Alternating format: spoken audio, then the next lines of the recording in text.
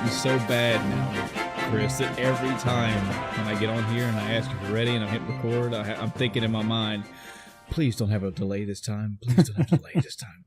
Please, just not again. Not again. I'm sure it's some technical issue somewhere. I'm sure it's some computer jargon bullshit. It's got to be something that's interfering with something. But, and if you want the honest truth, man, it's actually been your audio the most time. Like, mine has always went through. Yeah, but like, I'll get to the end and your audio is missing like 3 seconds or 4 seconds. This is not a call out on the podcast audience. It's an issue we've been dealing with for a while. And it's like the one issue we have. Everything else goes smooth. That's okay. Last week I called out Adam. This week you call out me. You know, I'll find something to put on you next time. That's fine. Yeah. Adam's calling out both of us. So I don't know. It's, no, legitimately not. There's nothing that either one. I mean, unless we do some kind of research and figure it out, I have no idea. I would think it's something to do with, like maybe the computer just not being able to handle it. Maybe it runs too many processes at one time. But I've been like testing it over time, like going from having everything that I usually have open full blast to having nothing but like our recording and my mic stuff set up, and that's it. And I get varying results. Who knows? Either way, it gets fixed, and the audience is none the wiser until today. Folks can put a boot to this door.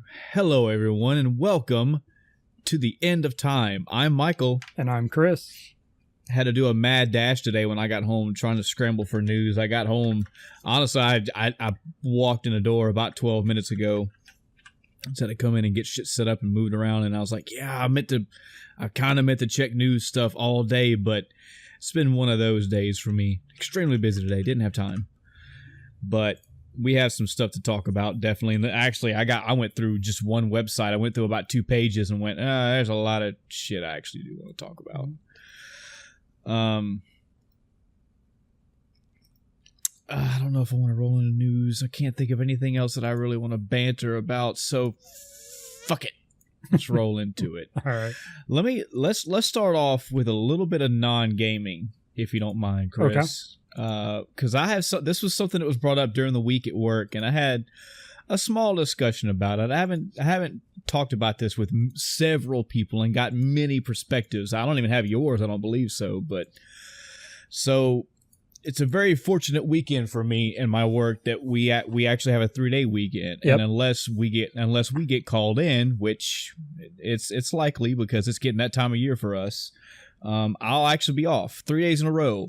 Hooray! One of those days are paid. Also, hooray. Mm-hmm. The icing on the cake is that the way that our schedules worked out this week for, I think, the second time in 5, 6, 7 months, my wife and I actually have the entire weekend and the holiday off as well. So, nice. Good stuff. Good stuff. That rarely happens, and her and I don't get to see each other a lot. So it's really nice when we do get time together. So, as it is when you're at work talking to co-workers, we're all talking about what we're going to do on our holidays. You know, some people are going out of state. Some people are taking boats out for the weekend. Some people are going barbecues. Some people are throwing parties. Some people are playing golf for whatever reason. So a lot of people have lots of plans. They're doing stuff. And I was like, yeah, you know what? I don't think I really want to do much because I normally never do anything. But fuck it. Let me go see what's in the movies. There's got to be a movie coming out. I'm really, really waiting for that new Godzilla movie to come out, I tell you. Have you seen the trailer, Chris, for the Godzilla? Well, let me back that train up real quick. Okay. Did you see the 2016 or 17 Godzilla? I don't think so. Okay. I recommend it, bro. It's good watch. And the King of All Monsters is the sequel. I think go ahead. I think the last Godzilla movie I saw was the one with the eggs. Oh yeah, that's the 99 version. Is it that far back? I thought that was in between. No, that's the one that's it's got the guy that did the voice of Simba in The Lion King. It's him and the blonde haired girl, and it's got the Leon the Professional, and they freaking shoot down Godzilla when he's on a bridge, and they have that sappy moment, and then they find the eggs, and yeah. Unpopular opinion, Chris. I actually enjoyed that movie back in the day, but apparently the world around me despises it, and I can get it.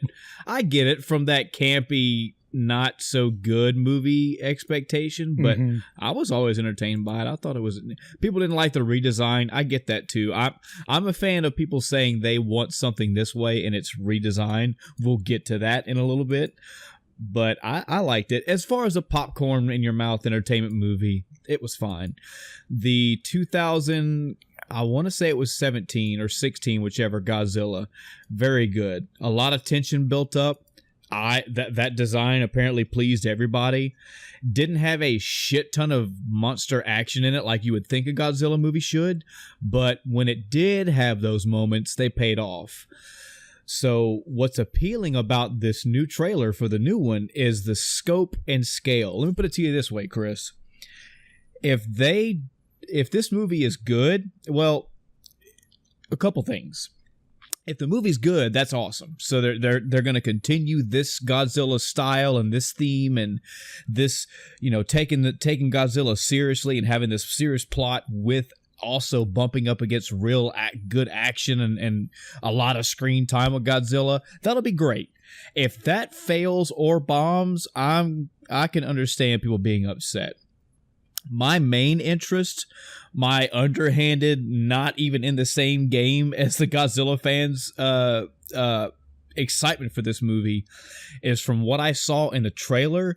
The scope and the scale of these monsters is awesome. Like, I've seen things flying over places and like blowing huge gusts of wind through things, as an example. Just the scale of these enemies is awesome. And I'm going to watch this. I'm going to go, okay, Hollywood. So you are now showing me that you can show a variety of monsters that are towering in height and towering in size. And you can actually make the physics of the world represent that. You can show, entire buildings getting crushed and collapsed. You can show, like I said, with the one flying around, you can show like things being blown over, and it's just, like a tiny little F-16 compared to a gigantic monster flying behind it. What does that do if he flies past them? Stuff like that.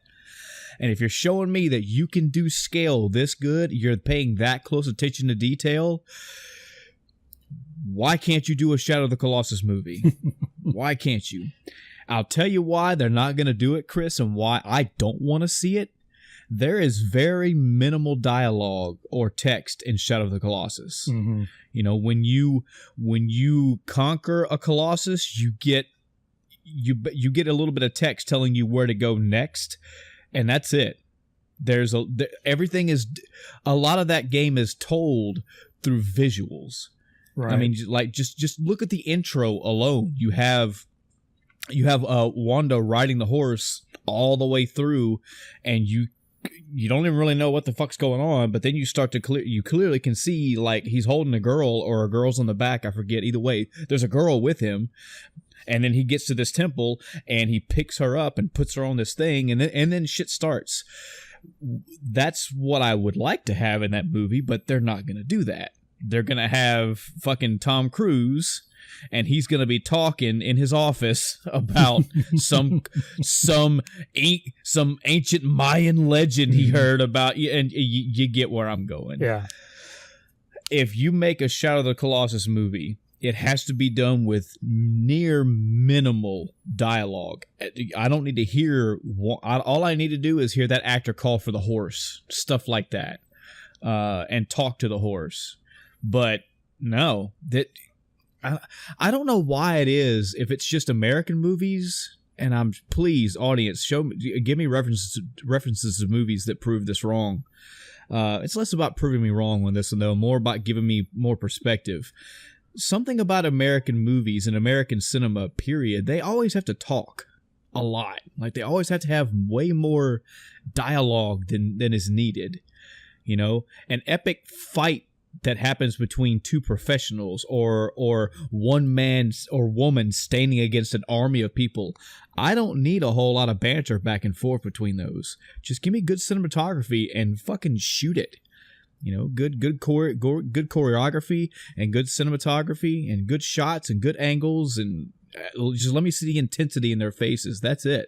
If you're making a Shadow of the Colossus movie, the Colossus need to be the primary focus. Wanda's just there, you know, and that's in a very loose third party way. That's how I feel about Godzilla King of All Monsters. I see all these, what I know there are tons of like Godzilla experts out there, and they're all over this stuff. Like, oh, there's Mothra, and this is why this Mothra is accurate. And there's, I don't know, Ghidorah, I guess is another one. I probably got that name wrong. I don't know, but when I look at a movie like this, I just see monster upon monster, and I'm hoping that if this is like a 2-hour movie, it's going to be like an hour and 15 of the monsters fighting, running, flying around, walking around, swimming around, or whatever. It gives me hope for something that I kind of want, but also don't. I want it to be done right. This will show that the visuals they can get right. Yeah. So.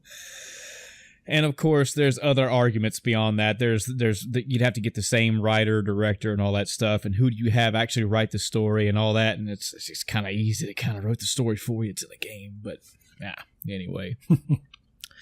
So Godzilla tangent aside, I went looking for a movie this weekend, and was hoping that the Godzilla movie was coming out. It's unfortunately not. It's a few weekends away. But I did see, Chris, that the Disney's Aladdin remake is coming out in theaters. It's already out by now in theaters. Yeah. And I think especially with us coming off the heels of Kingdom Hearts 3, well, especially you, because you beat the whole thing, it's interesting to have just a little non-gaming Disney talk for a minute. Okay. Did you grow up with, and I don't mean this in like they were the primary childhood entertainment of yours, but did you grow up with Disney films?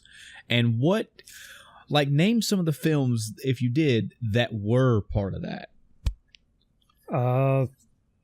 Well, I know I watched a lot of Disney movies. Man, I just totally spaced out. I mean, the Aladdin's obviously one. Saw that one quite a bit. Then, wow, why am I completely blanking on everything Disney? Sora's like, come on, man.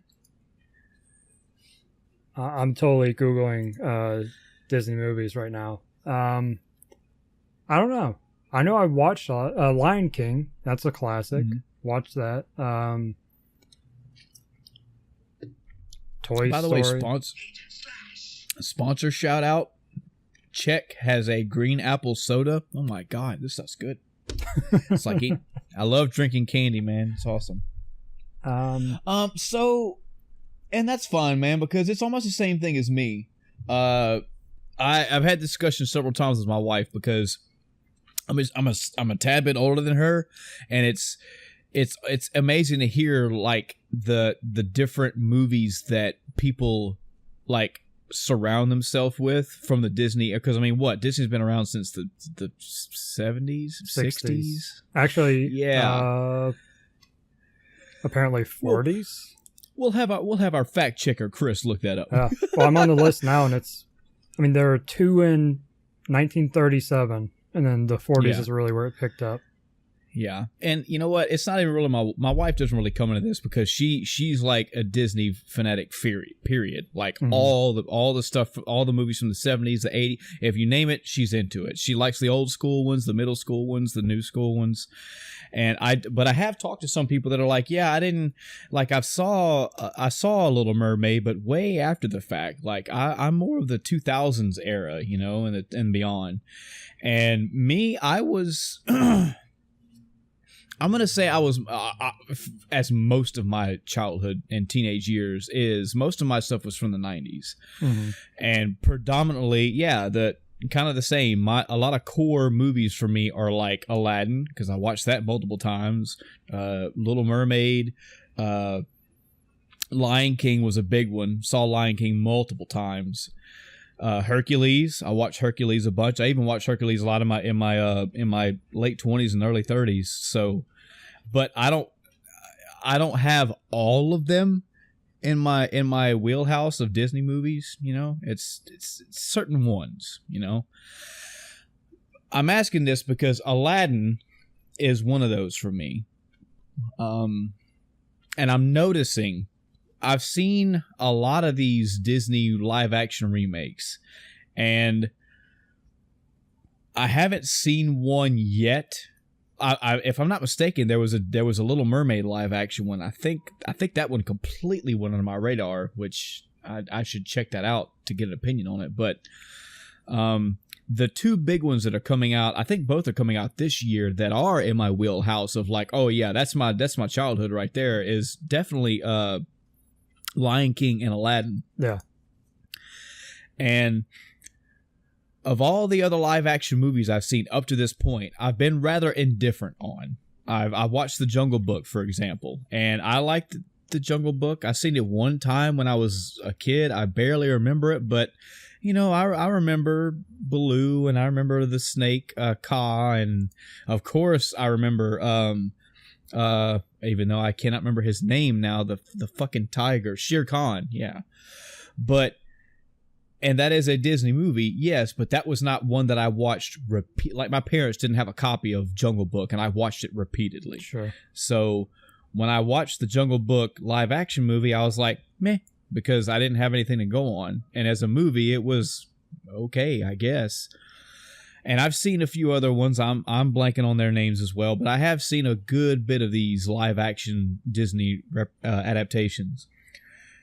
And I've seen the trailer for the new Aladdin a couple times, and good God, the social media has blown up for months now about, you know, Will Smith and showing little promos and showing little tweets, and a lot of the comparisons, you know, which are obviously going to come between, you know, him and his version of Genie versus Robin Williams and his version of Genie, and a lot of positivity and a lot of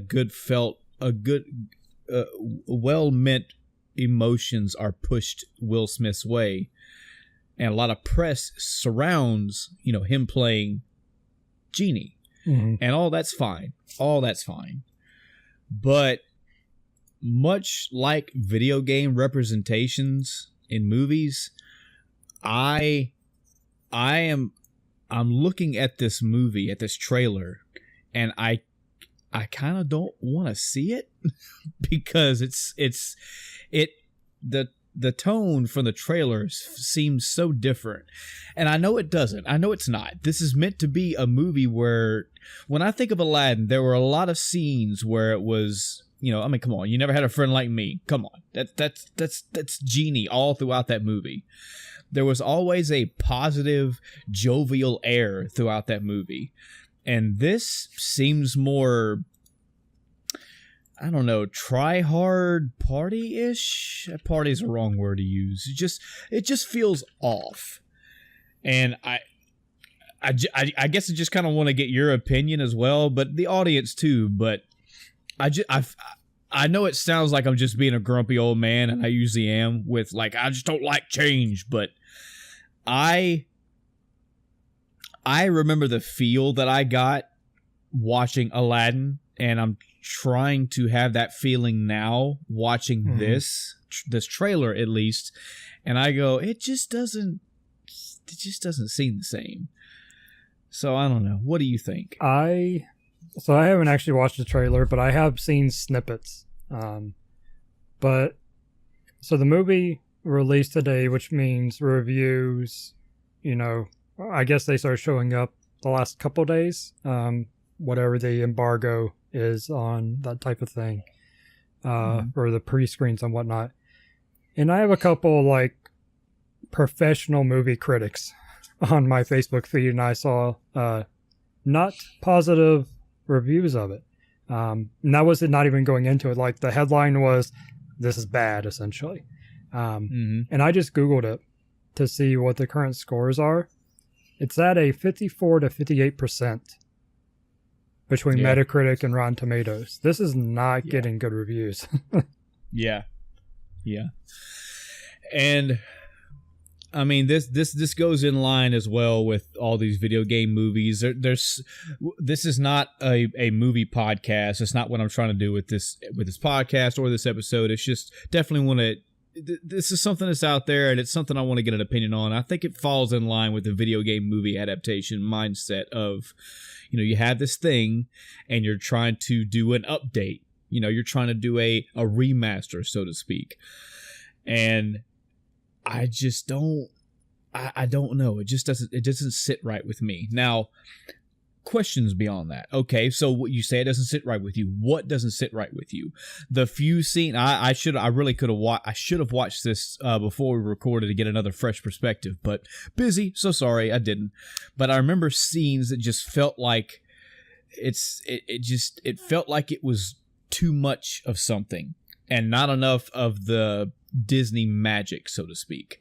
It seemed more trying to add more colors and more flourishes and more excitement, just stuff that just doesn't need to be there. Like they're trying to go above the movie, and you don't have to.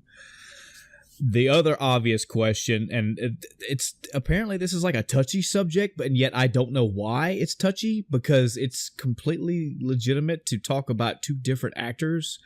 The other question is, well, how do you feel about, Will Smith being Genie? And I've got some slight misgivings about it. It has nothing to do with Will Smith as an actor. It has to do with Robin Williams not being alive anymore and them choosing to pick somebody else. Because, let's face it, and I feel like Kingdom Hearts 3 has proven this to a degree. You can find other voice actors that, while they are not the exact voice actor, they sound pretty damn close and do a pretty damn good job. And I'm okay with that. But Chris, if you're talking about Genie, that's Robin Williams. Mm-hmm. I mean, he made that Genie like that. Now, I know in the cartoon they had a pretty close sound alike, and that was okay. I would have been fine with that too. I think it was Sincast that talked about, you could have just kept the same scenes with the same CG that you're doing, but just have a better CG Genie and just keep the lines in. That's one way to do it. Or have that sound alike come in and add some and then ADR that to make it right and then move on. My hesitation with Will Smith has nothing to do with Will Smith as an actor, period. Will Smith's damn good actor. I can't think of anything that I didn't like him in, except for that whatever Earth movie. That was very bad. But I think he did After Earth. Yeah, I think he did what he could with that. I think that movie itself was bad. That not a reflection on him. But I don't know, man. I'm really trying to rack my brain thinking right now of like, what are some like solid, like it has to be these people. And predominantly Genie comes to mind. Like that is his role. That was him. And from the trailers that I've seen with Will Smith, I mean, yeah, he's got the joking, smiley attitude to him, but it just doesn't feel the same. So at the end of the day, my wife rules the house. If she wants to go see Aladdin, we'll go see Aladdin. I'll have a better perspective. And hey, who knows? Maybe I am just being an old grumpy fart and I go watch the movie and it's like, wow, that was actually better than what I thought. But I know the track record of what I've seen with the live action representation so far. And most of them have been like a shoulder shrug. Like, was it bad? Well, no. Was it good? Not really. It was just there. Yeah. If you think of a movie if you think of a video game and a company comes in and the writers and directors and producers come in and do the MCU version of that, you should walk away from a Disney adaptation a live action adaptation going, wow, that was, oh man, that brought back my childhood, but it also, if it was done so well and it looked better and all those moments are there, and I don't know. I just don't see that with Aladdin from the trailer. Lion King, I don't think I've even seen that trailer all the way through yet. That's my other like staple childhood movie. We'll see. I mean, we'll see. At the end of the day, I don't wave a flag. I don't wave a huge flag for Disney live adaptations because there are already Disney movies out there, and they're great. I feel like most of them hold up to the test of time. I mean, I'd show my kids, Little Mermaid and Lion King and Hercules. Sure, I'm not going to forego those for some live action because they're newer, Yeah, no. If I wave my... Yeah. I haven't watched the Lion King trailer either. I've just seen small snippets as well, but I think Lion King has a bit of an advantage when it comes to these, live action. Because there's no people. Right. It's just voice actors, And they've proved that, man, movies have proven over several years by now that the animals talking look pretty crazy. Well, they can make it look pretty good, so. Oh, man. I saw when I went to see Avengers, one of the previews was for, wait. Is that... I need to fact check myself before I say something stupid. Carry on. I want to say there was a live action animal something movie, but I as well can't remember what it is. But in any event, I mean, dude, I come back from listen to me like I'm fucking 80 years old. I come from an old school where Milo and Otis was like one of my first ones like that, and they didn't even have the animals talking. They just had the animals moving around and somebody talked over them like narration. And then you watch something like Homeward Bound. I don't think they even talked in that one either. But no, I think they did. Well, they talked, but I don't know if like their mouths moved. I think they just like looked around. I think it was more like it may have been scene by scene. Varied, but I seem to recall them like the barking motion was them speaking, not like lips. I mean, such a good movie. Oh yeah, that's a piece of my heart right there for real.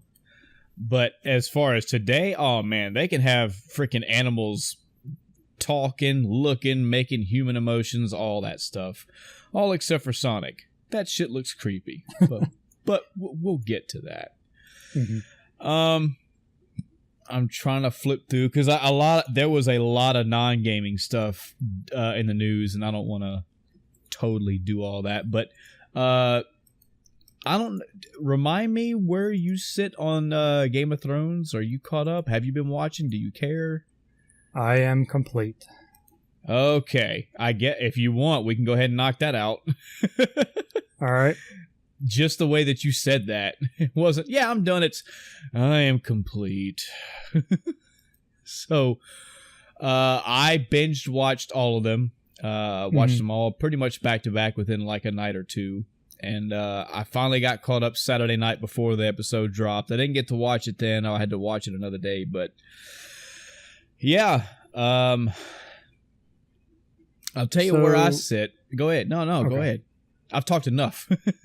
I've been thinking really hard about this since the episode ended, and Adam and I have been talking about episodes after they aired, and the first thing I told him was, not quite sure how I feel yet. It really hadn't sunk in. I've been trying to think all week, and I'm like, man, I don't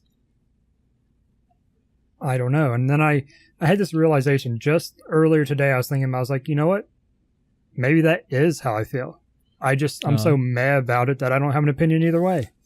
It's just like, all right, that was the thing, and it's done, and all right, moving on with life. So low impact. I think that's just where I stand. It wasn't. There were issues. There were good parts. There were bad parts. But overall, it's just kind of like, okay, yeah, it's done. Yeah. And that in and of itself is, I would say that's bad enough. You know, I'm not jumping on the hype on the train of this. It's horrible and sign petitions and good God, I don't need therapy for People my are Game of ridiculous. Thrones. Right. Full disclosure for the audience. I'm obviously I'm caught all the way up with this, and I'll try to remember to put a little spoiler blurb in here when we get there. But I've watched all the seasons, all the episodes. It's hard to really say how I watched them. Like, I didn't watch season 1 through 7 back to back to back. I think it was like I watched like 1 through 3 and then backed off for a few years and watched 4. And then I really don't remember. But I definitely did not binge the entire Game of Thrones all together. But I have watched them all and did a fairly good job, I thought, of keeping up with everything. And I suppose there were moments in there for me. But as a whole, now brace yourself, folks, because I've had this. I've said this at work to coworkers and other people, and gotten a shitty look, and I understand it. I deserve it for how arrogant it's going to sound, but the entirety of Game of Thrones, I put, as far as like intrigue and at the end of my seat and intensity and all that, I put it about maybe like a 6, maybe a 7-ish, maybe 6.5. Yeah, that's fair. Know. Because is it good? Sure. Did I enjoy it? It was all right. And I'm talking about the entirety of Game of Thrones. Right. There were a couple high moments, I guess, like whenever the Mountain was fighting the Viper. Oh yeah, the lead up to that, and then that fight, I was like, oh, I want to see these two fucking go at it. And the way that went down and the way it ended, I was like, oh shit. There were a couple, a lot of times when either Spider or Littlefinger were on the show and they were, you know, working their puppet magic through the background. I like seeing that. I like seeing Spider catch when Varys caught the guy that did all that shit to him. I thought that was very cool. So yeah, I mean, there are a few highlights in the entirety of Game of Thrones that I can look at and go, yeah, those are good moments, and those were cool moments. But the entire series didn't have me like episode to episode just biting my teeth and just anxious for what the next show was going to show. Only a couple of those episodes did that. And I say all this because I've already had my quote-unquote series that kept me on the edge of my seat and entertained, and the story was great, and the payoff was great, and movie to movie was great, and that's the entirety of the Thanos arc. I mean, that's all the MCU stuff for me. I treat all that way better than Game of Thrones. But those two aside, and Chris can, I hope, at least relate to this as well, I have played through countless RPGs in my life. Folks, I've got Final Fantasy VI, Final Fantasy VII, Suikoden 2, I've got fucking the Mass Effect trilogy, I've got Witcher 3, the entire Legacy of Kain saga. I have so many great, well-told stories that not only did I watch and draw attention from, I interacted with. So and I know how that sounds. It sounds like it's like I'm looking down my nose at Game of Thrones. I don't mean that, because possibly billions of people love Game of Thrones, and I'm happy for them. If that is your like soup du jour, great. If that is your to-go must-watch thing, awesome. I don't hate you for it. I don't hate or dislike Game of Thrones, but I'm just kind of, it's all right. It's pretty darn good, but it's not a, you know, and this finale is a perfect example. You know, listen to a couple episodes back when me and Chris came off of Avengers Endgame. I mean, 4.5 or not, I was still fucking super into all that, especially coming off of Infinity War. But as I was watching the entirety of season 8 of Game of Thrones, I was like, okay, this happened. Excuse me. This happened in this episode. All right. Okay, next episode. Okay, here's the big hook for this episode. All right. The next episode. All right, this is some pretty cool shit. It's kind of not super great, but some shit's going down. Oh, okay. And then a couple more episodes and it was over. So compare that to Endgame. Imagine episode 1, 2, 3 is Infinity War. And Infinity War ended the way it did, but it was also the whole entirety of that. And then Endgame, say 4, 5, and 6, it caps it off. Oh man. So yeah, I don't know why this season was so short. I don't know what the decision was behind that. I didn't really bother to look into it. That's of course kind of one of the big issues with this season. But the series as a whole, I binge watched seasons 1 through 7. I hadn't seen any of it before that, and then I watched 1 through 7. I didn't really have any sort of issue with this series as a whole until they started getting away from book material, which I believe was season 6 or so.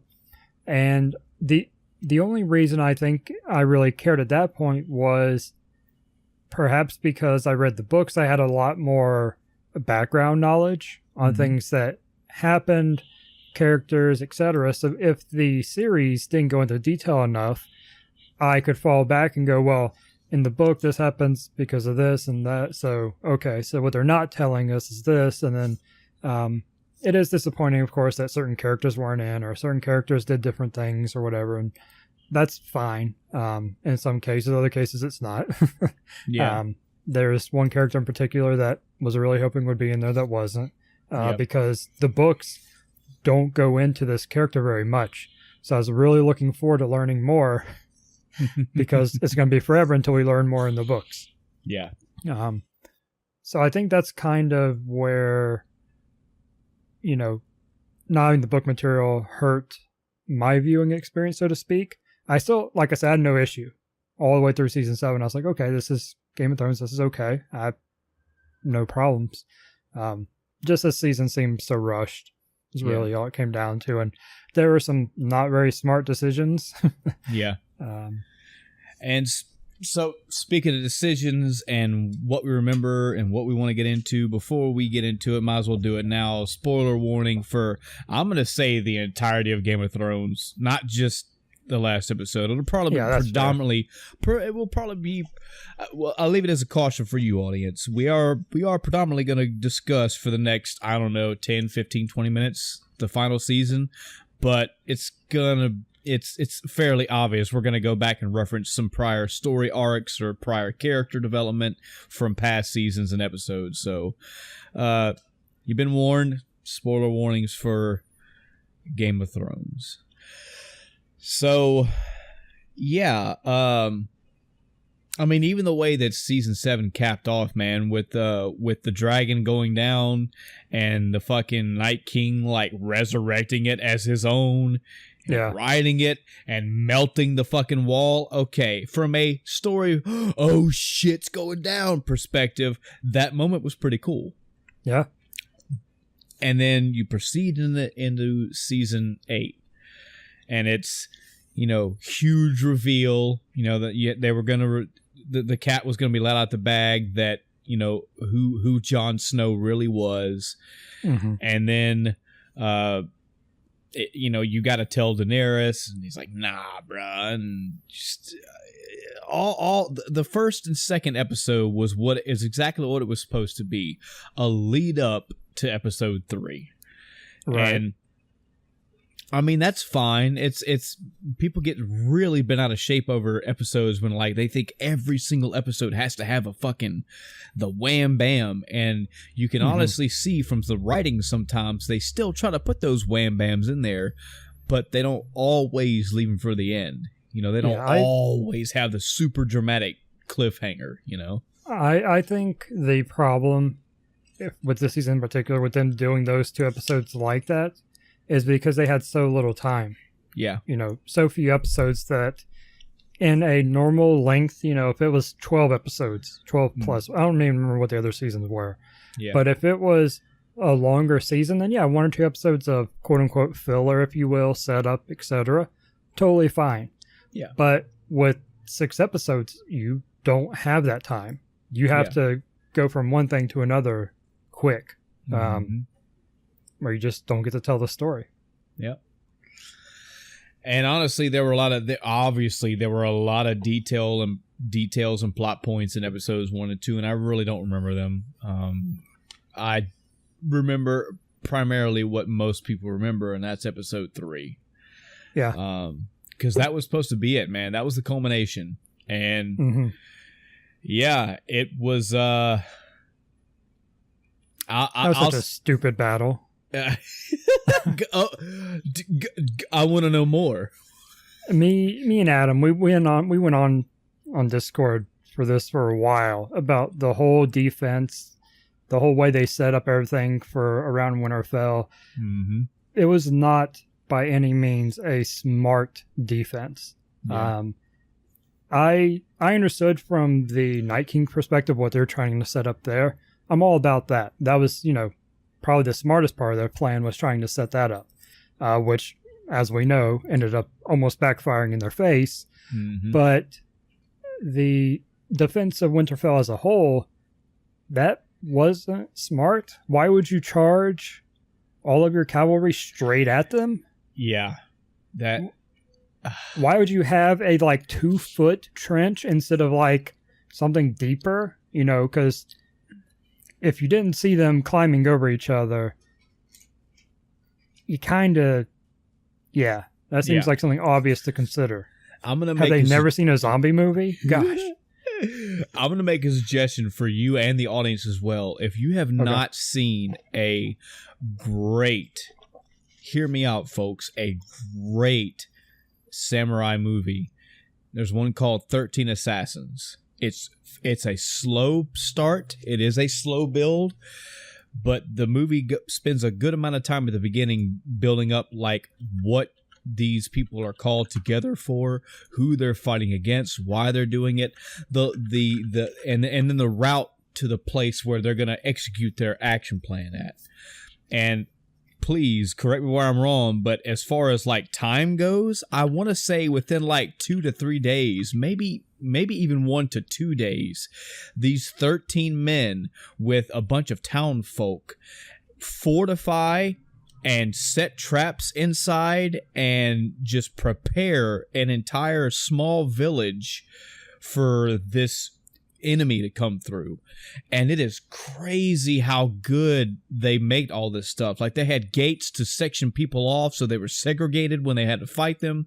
They had weapon trap areas basically, so they would get blocked off at one end and they were standing at the other, and they had swords and bow and arrows set up through and explosions and all. They had it was they made this town into a giant death trap. And I watched something like that and go, 13 men with a handful of townspeople made this shit. And okay, you could be anal about it if you want to. You could look at it and go, okay, well, they had 2 days. You're telling me they did all this and they had minimal sleep to no sleep, and they fought their fucking enemies for hours on end without fatigue. I get it. That's not my point, though. My point is, if you want to make that area where the Night King was coming, better, you had no excuse. I mean, you had all the people there were so many people, and I thought the direction, as far as the direction of them actually doing it, there would be scenes where this main character and this main character were walking and talking, but everybody in the back was doing the shit. You would see people carrying stones and carrying arrows and carrying swords and all this stuff. I'm all right, damn. So this shit should be a battlement when they come up. Nah, it was just it was pretty awesomely fortified. That's about it. And yeah, I also agree with the zombie thing, because how much knowledge did they have? So they did a good job of telling people, hey, as they're shaking their shoulders, hey, the Night King is coming. He is fucking horrifying. We have to destroy him. Did nobody in there go, oh, by the fucking way, he can resurrect the goddamn dead. So if you send people at him, you're increasing his army. If he has 50,000 people and you have 500 and you send 200 out, he now has 200 more because the sheer numbers are against you. That was so I agree, man. I was like, why are y'all charging forward? What are you doing? And what happened? They went forward. Yeah, war. Ah, fuck. And now they come in. Looking at, you talking about, you know, their knowledge. I mean, think about it. They had Jon Snow and all the other, not only, you know, brothers from the Wall, the wildlings, as you mentioned, you know, into season 7, they had to deal with this. They were at one point surrounded by all of these, and they made it through that and out. But they had all that knowledge they gleaned from that, you know. Yep. I can't remember quite how they got over the water, because at one point that stopped them. I don't even remember. I was going to say, I was kind of curious if they actually used the same strategy or twice, you know, basically pile up over it, because I think they might have. Was there? But I don't know. But yeah, they had tons of knowledge. They knew this was happening. I don't remember if there was water. Was there water? I thought there was just a moat. Well, when they were out in the ice. I'm talking about in season 7. Oh, yeah. No, I don't remember. That was, good God, that was back in June, July, August of last year when I watched that shit. So yeah.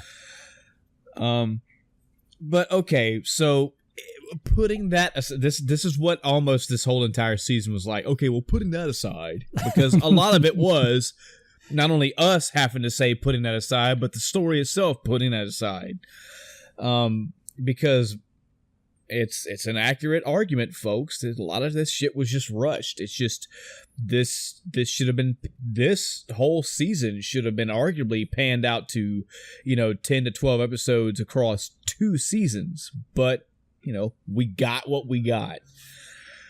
So the battle itself, this is like a moment in Game of Thrones right here. This is the, you know, the fucking Night King's coming in, bitches. I'm here. I got an undead dragon, and I've got a army that dwarfs your everything you have. And the battle itself, okay, it had some moments here and there. Not a lot of people died. You know, it's crazy. Yeah. Well, okay, not a lot of main characters died. Right. Yeah. There were way too many shots where you saw people. I was like, oh, Sam's dead.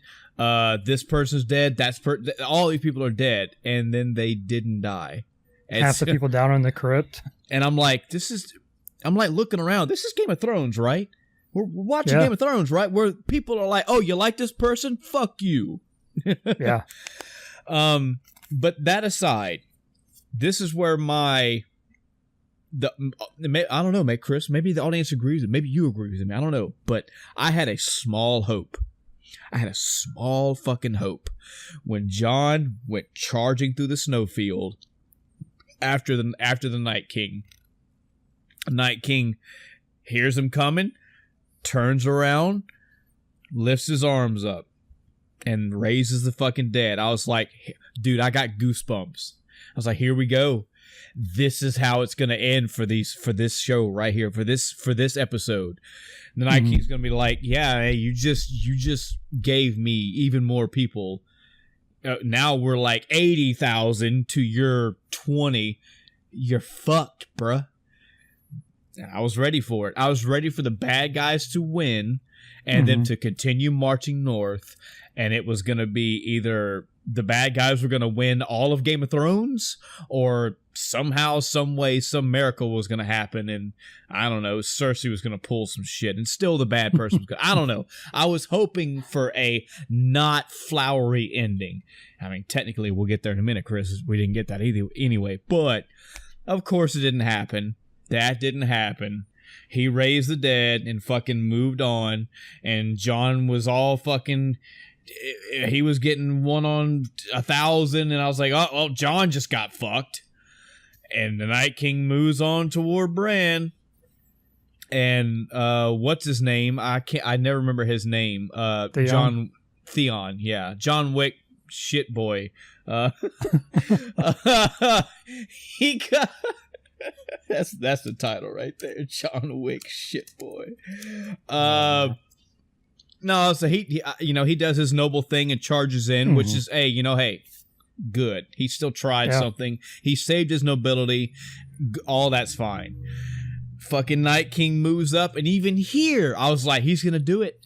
He's gonna fucking Bran's gonna do some crazy, raven thing and like leave his body, and the Night King is gonna stab his throat and kill him, but he's gonna be like in a raven or something, and he's gonna live somehow.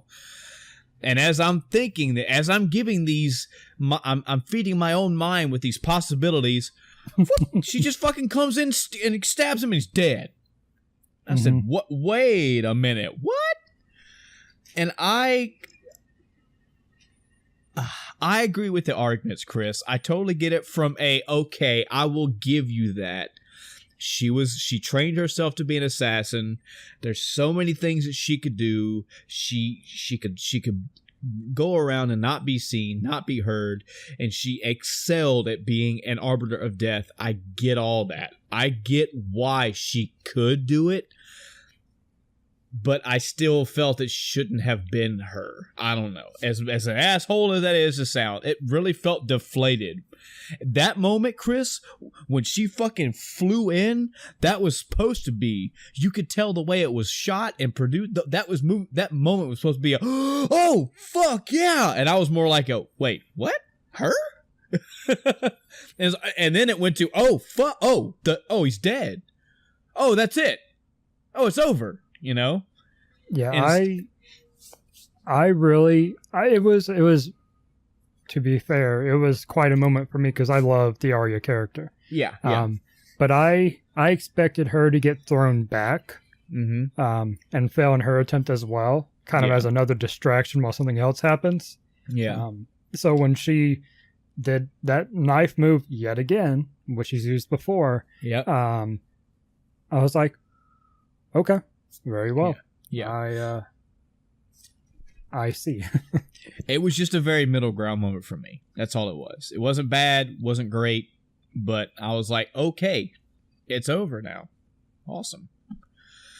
But I don't know. That whole entire battle was supposed to be the whole fuck yeah, man, and I just didn't. It was all right. It was okay. Yeah. But then after the battle, fucking everybody gets up, and I'm like, oh, all of you lived? What? There was like 27 shots of you being overtaken by like 9 of these things. And you see people like one would go against somebody and rip their throat out. How are you alive? But whatever. Going back to before the fight ended, can we take a moment to point out how stupid Dany was to just stand around instead of getting on her dragon and flying away when they were surrounding her? It's like, oh hey, let me wait for my dragon to be covered in undead and then we'll take off. And in the meantime, people are dying trying to save her because she's being an idiot. It's like, how I don't understand. There are thousands, if not millions, of people that can redo that battle. You want to know my opinion? That battle alone should have been about 3 episodes. That's how intense. At least 2. Yeah, that's how intense that is the finality.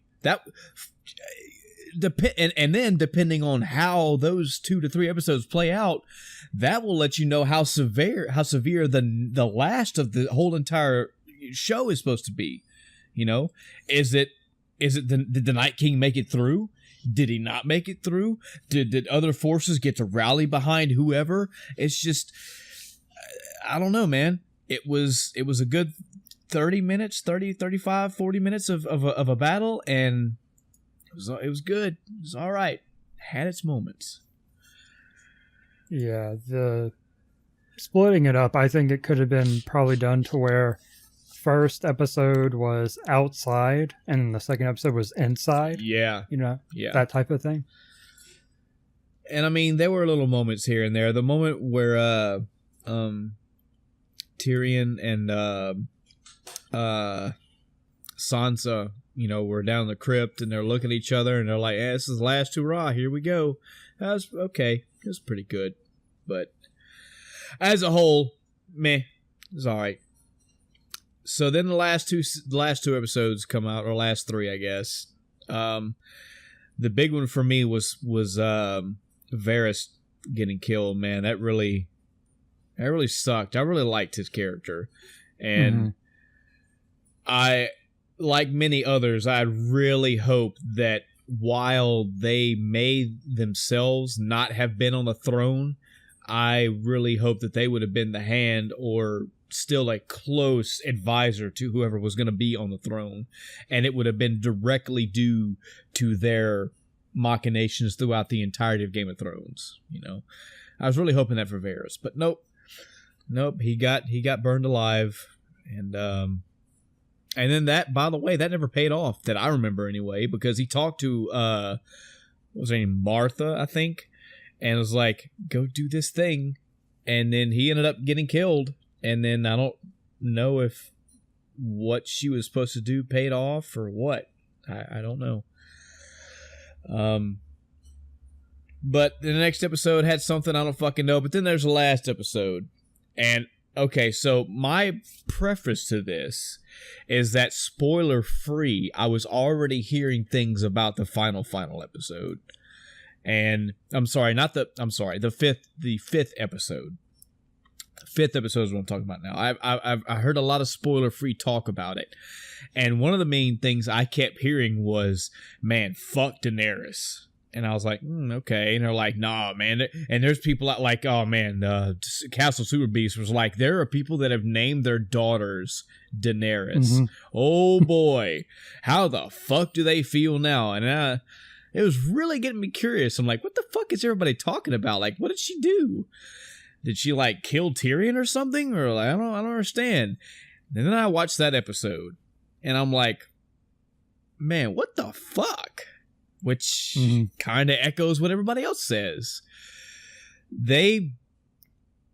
So before I get into the details of it, I will say that there were a lot of good shots in this episode. There were a lot of great one-shot takes in this episode. And I do appreciate that. The cinematography in this episode, most of this season actually, was done pretty well. They made this stuff look really good. Yeah, and I don't recall, aside from some of the areas that it was very dark and people complained about that. Other than that, I don't think anyone really complained about, the movie from a aesthetic or, how it was shot. I don't think anyone really complains about that. Nuh-uh. So, but that aside, they even had a really good character moment where Tyrion was out there talking to whatever the fuck that old raggedy guy was. He was like, I don't want to hear babies and women and babies screaming, in pain because of whatever. And he was like, yeah, there will be a lot of screaming and all that. And he's like, no, I don't want that.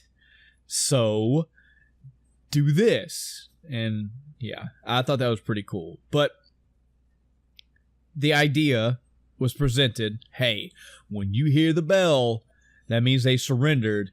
So let's just fucking drop. Okay? It's done. It's over with.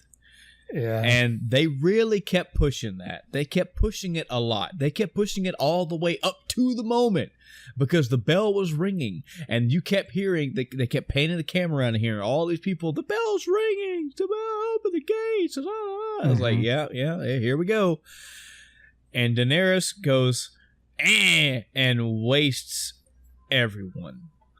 Yeah. And, your thoughts, Chris, please. That I kind of saw it coming.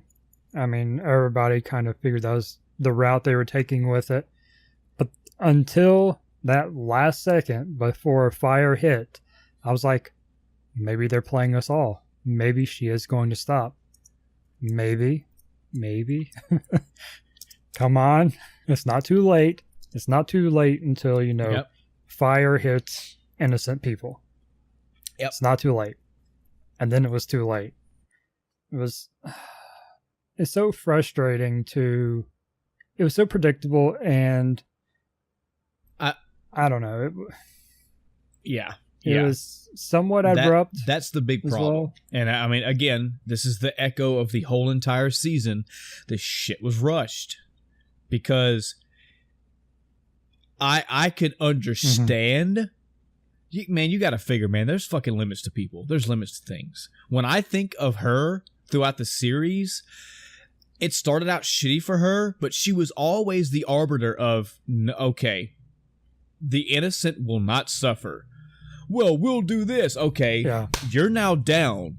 The innocent will not suffer. I'm going to help people. I'm going to bring peace. You'll have to kill me to do it. You're fucking dead, bitch. Eat fucking dragon fire. Now, does anybody else want to oppose me? Because I'm here for peace. And yeah, I suppose from a narrative perspective, you could go back to her past throughout the series and find snippets of things that would add up to her snapping. But you weren't getting those hints throughout this season. At least I wasn't. Not enough to look at a whole entire city of thousands of people and go glass everything. Yeah. I think the, final turning point, if you will, the final clue, at least in my mind, is when she said, fine, fear it is. In relation to, how versus respect. But do you feel that was enough for you, Chris? Alternative was in relation to John. No. Was it enough? No, but I think that kind of sealed. That was the moment that it was sealed. Yeah. Okay, we can see where this is going. I know that Game of Thrones as a whole walked a large moral ground for people. I mean, you saw some good people do some bad shit and vice versa. I get that. And I get that you shouldn't have been surprised by anybody's anything. But I never had to question the motivations for why people did what they did. And Daenerys turning dragonfire on thousands of innocent people, whether or not it was a quote-unquote enemy of hers or not, they had given the fuck up. And she's like, nah, that I did not feel like I had enough to justify that. I didn't look at that moment and go, yes, turn, because they've all fucked you. Now fuck them. I was like, what are you doing? Why are you looking? Why are you stopping? Why? No, why the fuck are you? Stop. Why are you doing this? And I feel that's what the general audience as a whole was saying,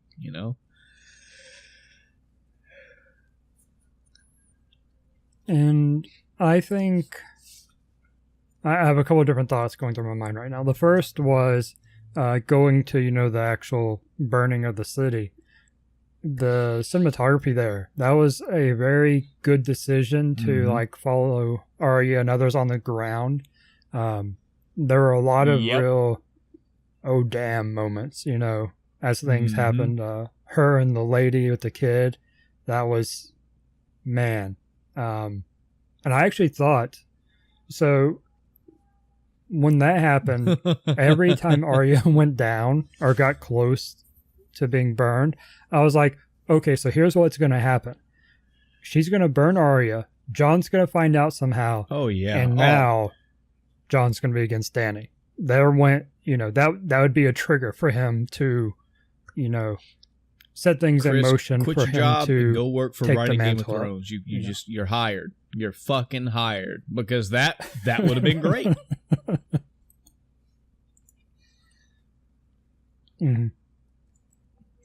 Yeah, it felt, and the whole John and Dany thing, it felt a little odd in the way it worked out, even after he saw her do this. I'm not one of those that is, well, they should have just gotten married. I understand he was raised in the North a certain way. That's not his way, even though that's the Targaryen way. He is a Stark, not a Targaryen, despite his name. So I'm okay with that not happening. That doesn't bother me. But for him to still, and I don't think it, the argument could be made that it was an act to get close to her to do what he did, but I don't think it was. I think he was genuine the entire time. Everything he said to her was the truth. And I understand sticking to your guns, but you got to draw the line. And everything, he killed one of his own men because of what was going on, in the city. Things went to that point. That should have been it. Yeah, I mean, we are kind of rolling straight in the finale, but that's fine, man. I don't want to spend all episode talking about Game of Thrones. I don't feel like what we got is worth that, So yeah, the finale, and I saw it, man. Come on, if this is the one of the few times where I can say everybody saw it coming. There was no way around, and I don't even know.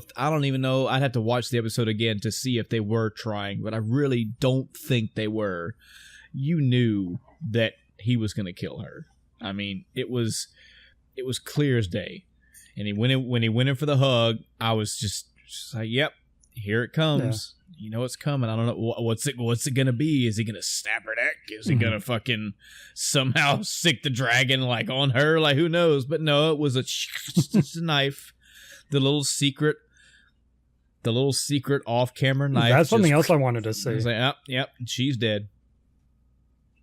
Right. It wasn't even. Well, it was off-camera when he did it. Yeah, but it was funny when he was walking up. I was like, wait, does he have a sai on his belt? Because that stuck out to me, because I was like, wait, that's not a knife, that's a sai. I was like, and that had this whole train of thought in my mind, like, is a sai considered a knife? All these tangents at this point. Because I was like, he has a motherfucking sai. Have we seen that before in Game of Thrones? I haven't paid that much attention. Surely they may have been around. I was like, the thing is, I don't know. I was more interested in the sai than him walking up. That shit happened so fast. Chris, Daenerys went from here I am, it's time to make the call, to I am now a shitty person, to I am dead. Whereas fucking Cersei gets episode after episode after episode after episode of her being a total fucking shitbag, and she dies under some rocks. She dies under the fucking castle. Not a good payoff. Yeah, I can see how that could be kind of fitting for her to be in the spotlight for so long, but then she dies in the dark, like that. I can see the poetic justice in that. However, I didn't want to see that for Jaime. Yeah, exactly. I really wanted to see a bit of a redemption story for him, whether it was taking out his sister or doing something else to help, the city, or go back to Brienne. Yeah. So, yeah, and Danny dies. Danny gets killed, and they have suddenly the fucking Tyrion's being brought up for a trial. Why didn't they just flat out kill him? I don't know. I thought they were, the Unsullied were just fucking waylaying things, but he gets brought out for a trial, or I guess that's what he was there for. I don't really know, actually. I was giving up. I was fucking... Yeah, I was bailing real quick. They did a bit of a time skip there. And I think the way the sequence of events was, he was taken to prison. And then, with Dany gone, they kind of lost direction because the Unsullied didn't have, anyone to follow beyond Grey Worm, of course. Yeah. So now, and it was obviously a couple weeks, I think, is the time before like the scene where she dies, and then the next scene where they have this little council. Yeah. But yeah, a fucking council gets called, and they're like, "All right, well, it's time to appoint leaders." And as Tyrion is, he makes a great grand speech about it, and they make Bran the king. Bran was like, "Yeah, fucking dumb. I'm gonna be the king. That's why I came all the way here." So it's like, that was such a funny line. That was a great line. Wow, really? So yeah, Bran's the king, and fucking dude got up to make a speech, and fucking Sansa was like, "Bitch, sit down," and clanked his sword on a pillar. Haha, laugh, funny moment. But I don't know, man. And then the fucking shit ended, and that was it. And I just didn't feel anything like I thought I should be feeling for something like this. And I think that's an echo that most of the Game of Thrones audience has, is that they were, I tell you what, I'll paraphrase it like this. I will paraphrase quote, Wooly from Castle Super Beast. If I remember right, he was talking to Pat about it. He goes, "Remember how the first, second, third, fourth, fifth, whatever, season 1 through 7 of Game of Thrones, there were so many times where you were anticipating what was coming, and you would go to work and you would just fucking banter on and on with your coworkers and family and friends about the plot twists and who did what to who and who got killed but who got spared and all this stuff." He goes, "Now, think of the entirety of season 8, and now it's done. Do you feel that way? Did you feel that way? If you didn't, that's bad."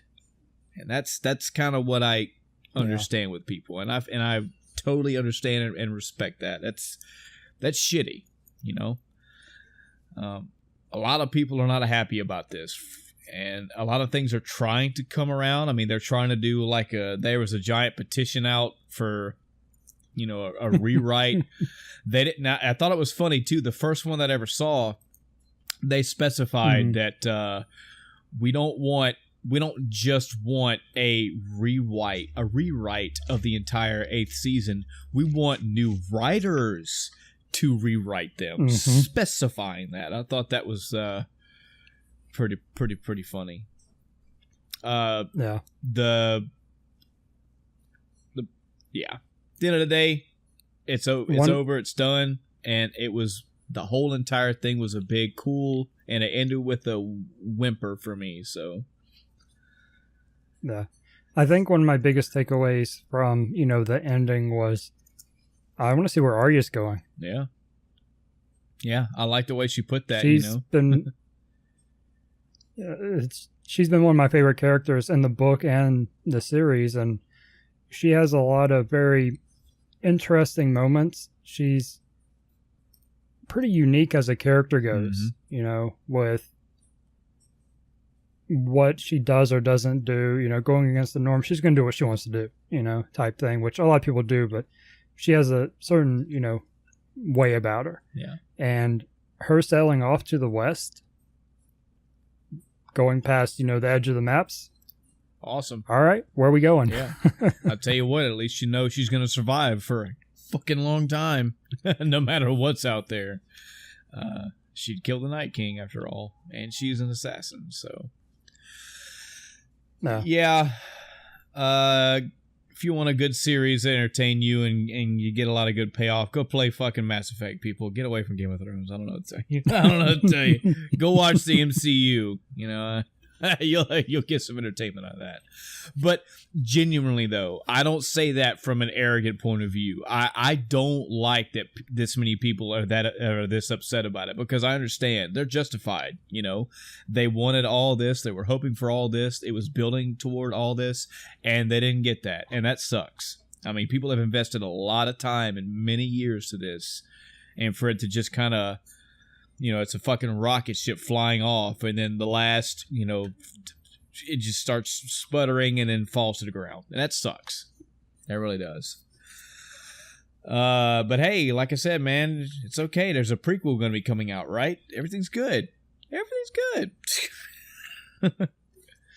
Yeah, there are like 2 or 3 different. There's at least one confirmed, but then there's like 2 or 3 others they might do. Yeah. Meh. No. It's whatever. I'll tell you what, I'm interested only because of how these last couple seasons have done as far as cinematography and all that stuff. You know, they really started getting their game together big time. I mean, I'm looking forward to the book still. Yeah, because I want the proper story and ending. Yeah, I wanted it's not so much that I even care if it's an entirely different plot that they play out, but I want all those details you get when you read a book. Yeah. That's what I want. Yeah, and it's there. You know, there's your script.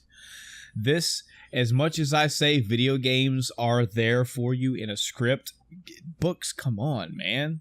They set everything up for you. You just need the fucking translator to do it. Same way you need a translator for a video game. It's simple.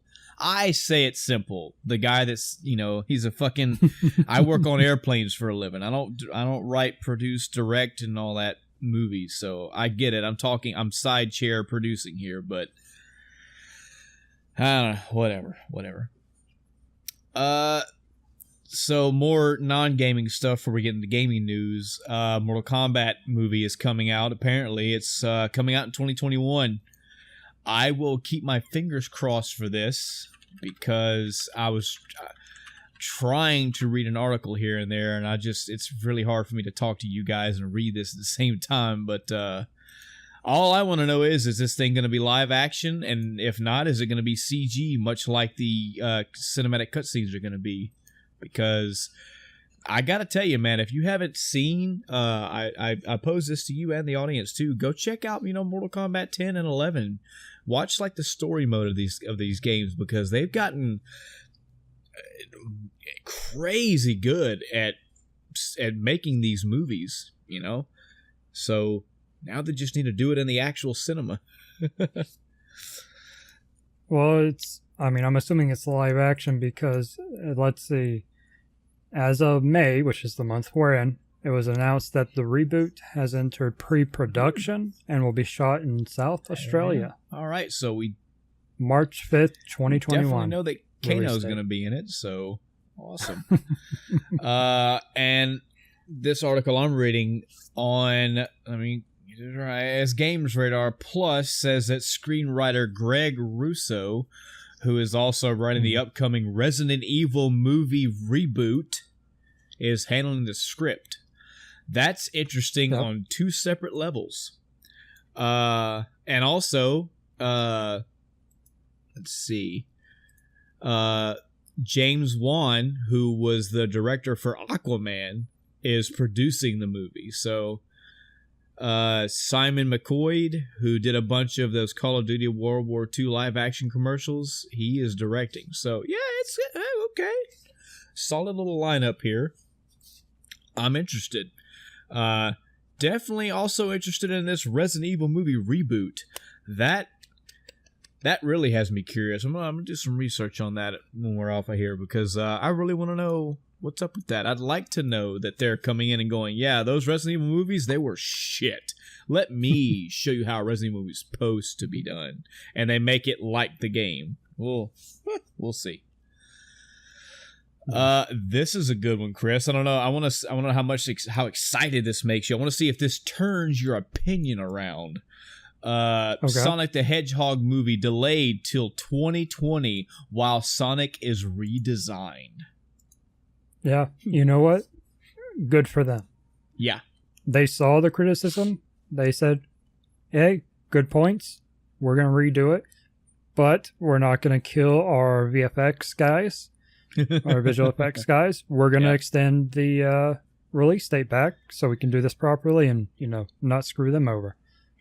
Awesome. Not only awesome for redoing it, which is needed, but also for taking the time. So they're not going to be scrambling. They're not going to do the crunch, which has been a huge topic, in the gaming side as well. Yeah. So yeah, good for them. I'm going to give the credit where it's due. I respect this. I clap for it. This is awesome. Just like you said, they got the criticism and they were bold enough to go, hey, you know what? Oops. sorry, my bad. We're going to fix this. But Chris, even saying that, I still have my arms crossed. Because it's like, no, because we still haven't seen the movie yet. There was still a rumor. Yeah. There was a rumor for a long time that they were making that Sonic was an alien from outer space or something. And it's like, stop! We don't need that shit. I don't need that. The movie still has to be good. It's great that they fix the visuals. The movie itself needs to be interesting. And I don't know, man. Just that from the trailer that I've seen, it worries me. From what I understand, the alien from outer space thing is totally a thing. Wow. I think that is actually part of the movie. Maybe like a small part, like you don't actually see him beam down to Earth or something like that, but I don't know. I don't know how they tie it in, but I believe that is movie canon. All right, note to self, go ahead and edit this entire section out of this episode because I will not talk about this fucking shit. It probably still won't be good, but yeah. Like I said, at least it'll look a little better, maybe. Yeah, I'll give the credit where it's due. That's awesome, but it needed to say entire movie rewrite, not just visuals. But that's one video gamer's opinion. A live action Akira movie is a thing. And I was like, okay. Yeah, I forgot about that. Okay. But the biggest, so let's see. I'm trying to find it now so I can get the actual quote, but I can't. So I'm just going to pull up that I'm reading this off of GameSpot news. And it was Thor Ragnarok's Taika Waititi will be directing this. Now, here's what I'm going to say about this. I love Taika Waititi. If you have not seen What We Do in the Shadows, you are doing yourself a disservice because it is a hilariously good vampire werewolf movie. And Taika Waititi is in that movie. I think he directed and he either wrote or directed and acted in it. If that doesn't suit your fancy, yeah, Thor Ragnarok. You get to go from Thor Dark World to Thor Ragnarok. Enough said. He has a flair. He has a way of doing things. Now, that being said, this is an anime getting a live action representation. So, who knows?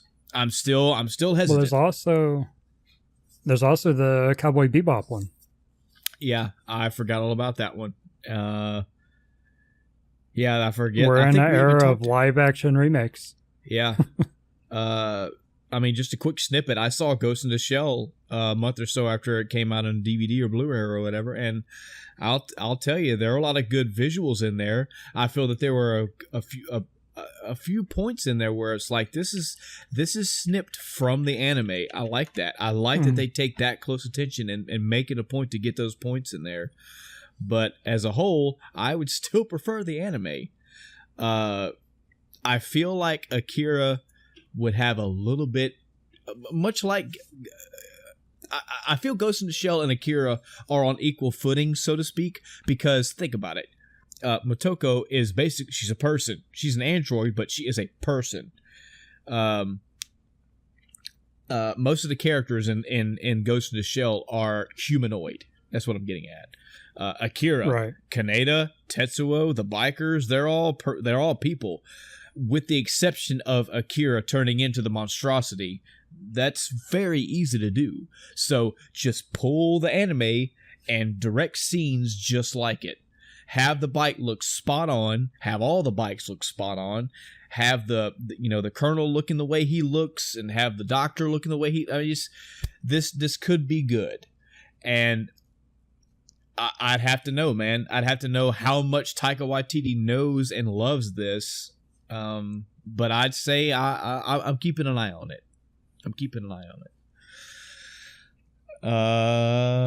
Monster Hunter is getting a movie, and I was like, oh, okay, all right. Milia Jovovich talks about it, and I was like, The same Milla Jovovich that was in the Resident Evil movies? Yep. And Resident Evil was made by Capcom? Yep. And so is Monster Hunter? Yeah. All right, I'm going to move on. Those have nothing to do with each other. I'm not saying that the directors and producers and the writers are the same, but no thank you. No thank you. Dude, Star Wars Knights of the Old Republic movie is being written. Wow. They're coming. Nobody's listening to us, Chris. They don't care. They're just going to keep coming. And I don't know what one's ever going to be the one that makes me and you go, dude, this was it. This is what we've been waiting for. I just don't know. Halo, let's talk Halo Infinite. If we can finally get into some games, what are you looking forward to with Halo Infinite? Or, better question, have you looked into Halo Infinite at all? Any details or any news that has come out about Halo Infinite? Okay, so Halo Infinite is what they showed at E3 last year. Right. So the last couple, as I hit my microphone, the last couple of Halo games have been a decline to me. There were, story-wise, I didn't really have any issues. I enjoyed the story. Mechanically, I had some issues where they took some stuff away or changed things up. Not controlling Master Chief for, the entirety of the game, or him not even being involved, I guess I should say, because I was fine with the whole Master Chief Arbiter split. That made more sense. Playing as, the other Spartans was interesting because they're not real Spartans.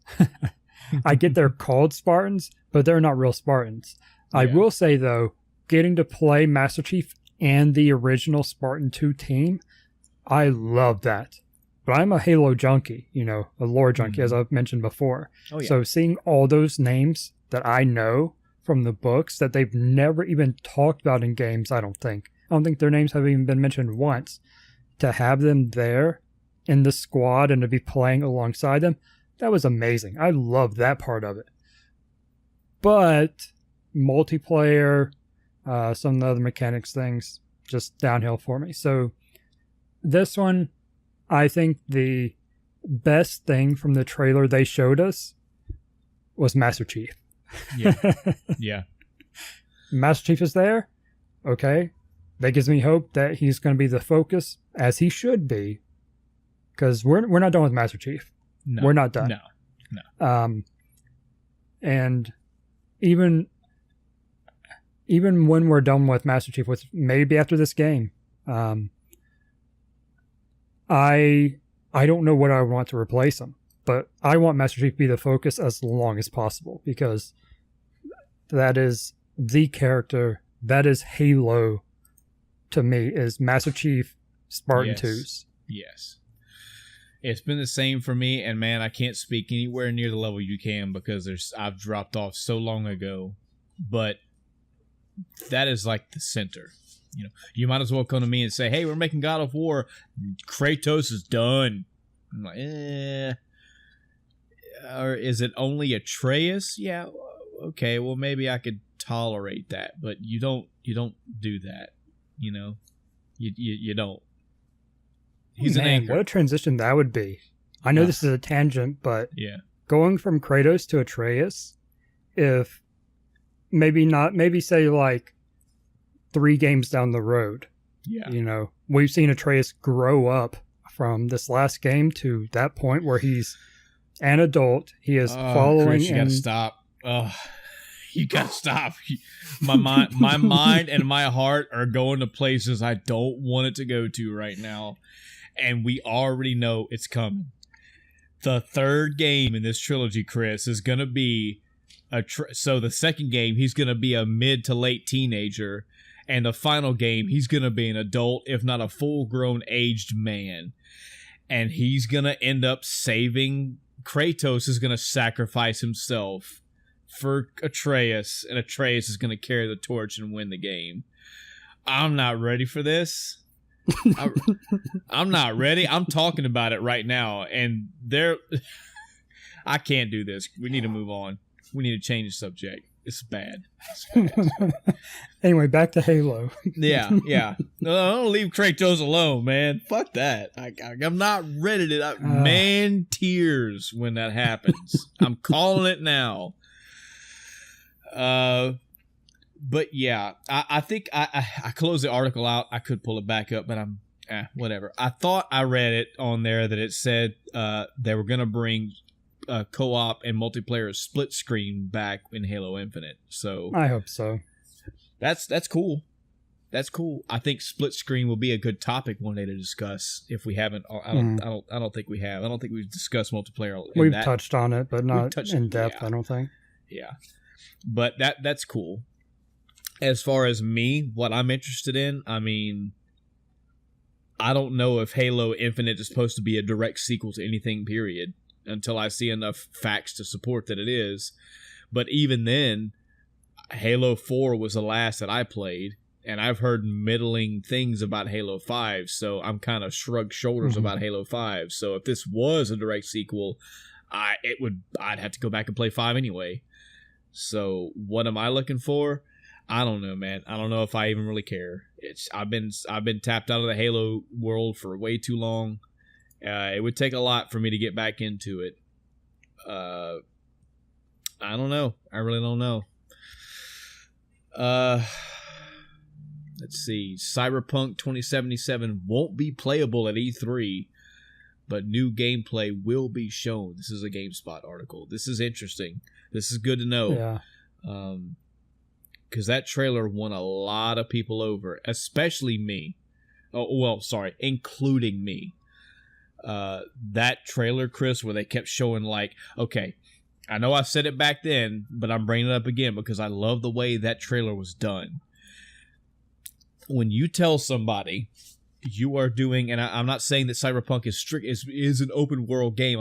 I mean as far as the scale of an open world game, multiple cities, multiple countries, multiple areas, whatever. When you tell somebody that it's going to be an open world game, and then you go from shot to shot to shot to shot, and it's people in a room, people down the street, people in a building, people in the subway, people in a room. That, I'm thinking like maybe a Grand Theft Auto 4 trailer. You know, that's sure. Interesting. That's okay. You're showing off what life is like in different areas of the same game. I get it. But that doesn't truly encapsulate variety in an open world area. That trailer definitely did, because there was moment to another moment, completely different feel, tone to the next moment. And then they showed another moment, completely different time, frame, tone, feel, characters, everything. And they showed another moment, complete, repeat. That was intriguing. That... telling somebody that you're going to be able to play something where you're going to walk down the block and you're going to have a completely different look. You're going to talk to another person in another city and have a completely different something go on that's way outside of what you were just involved with. That's awesome. So it's good. I won't be at E3 2019, so a playable demo there. A playable demo not being there doesn't necessarily hurt my feelings. All that means to me is I'm not going to have my favored content creators go and play the game and come back and give a 2-hour synopsis. But there will be a trailer, hopefully, or with some gameplay, and I'll get to see that and not only hear them talk about it, but get to watch it and make my own opinions as well. So I'll take something over nothing. I promise you. What do you think about Cyberpunk 2077, Chris? Where do you stand? How anticipated are you for this? I'd say I'm pretty neutral about it as a whole. It does have some interesting mechanics to it, and I'm really curious to see how they play out, in a real situation, not a demo setup. As we recently learned, not that we didn't have a general idea before, but as we had expanded on for us in the God of War documentary, planning for a trailer like that, that's very precise, yes. Oftentimes. So even a playable demo, it's kind of okay, sure. Until it's in my hands, we'll see. Yep. And that's fine, I don't have any stake in the tabletop role playing thing, so I don't, I can't really speak to that. But I can speak to what I saw, and what I saw was interesting. So we'll see where it goes. Yeah, man, thanks for bringing up God of War again. Damn it, making me think of Corey Barlog sitting there freaking in tears when he realizes his game is winning people over. Chris, you suck. 2019's E3 is supposed to be way different than any of the E3s we've seen in the past. I didn't go into this article and read all the details. That title alone is interesting. All I'll say is this: when it comes to Sony, don't get on stage and have one dude playing a fucking violin. I don't want to see that shit anymore. Sony's not there. Oh yeah, well, I guess I don't have to worry about that, do I? that echoes throughout any E3. Yeah, I suspect we'll see a state of play type thing for the rest of their stuff. So. Yeah. Good, bad, who knows? News, interesting thing here. The Last of Us 2, Death Stranding, and Ghost of Tsushima is still bound for PlayStation 4. That's good to know. Yeah, I saw that. That's good to know. That's definitely good to know for Ghost of Tsushima, because that was very interesting. I probably going to get that. And it's good to know that I don't have to wait till the next gen to come out. Yeah. A little bit. And Last of Us 2. Okay, Last of Us, sure. Yeah, one of the things with that, though, is that that's not necessarily a bad thing either, because of how much Sony has been touting backwards compatibility. Yep. So what I'm hoping we'll see is the games launch for PS4, they'll be backwards compatible to PS5, and then you load them up on PS5, and just what you have from 4, putting it on 5, is that, night and day difference like they showed in the Spider-Man demo. Mm-hmm. The game looks great, better, loads faster, all these things are there when you cross it over. Speaking of E3, just to remind myself and the audience as well, so we're gonna see all this content in June. It's gonna be Tuesday, June 11th through Thursday, June the 13th. Just mark those days. Well, that's down. the main E3. Well, the main, yeah. The conferences are before that. Yeah. Let me see. I think that's all the crap that I found. I posted all the stuff here as well, because I know there was some stuff you wanted to jive in on. Sorry. The Senate bill for banning pay-to-win and loot boxes in games that target minors. Yeah, so this actually, I had this on my list last week, but we didn't talk about it. But we didn't have a lot of information on it at the time. Mm-hmm. It was just kind of a thing that was out there. But in this past week, there's actually the bill. You can read because all those are published as they should be, or required to be. I don't even know. I think they're required to be, at least somewhere. You can go in and read the legal text behind it, and I did so. I skimmed it a bit. It's very dry reading, of course. Mm-hmm. Reading a proposed bill, or a bill that will be proposed.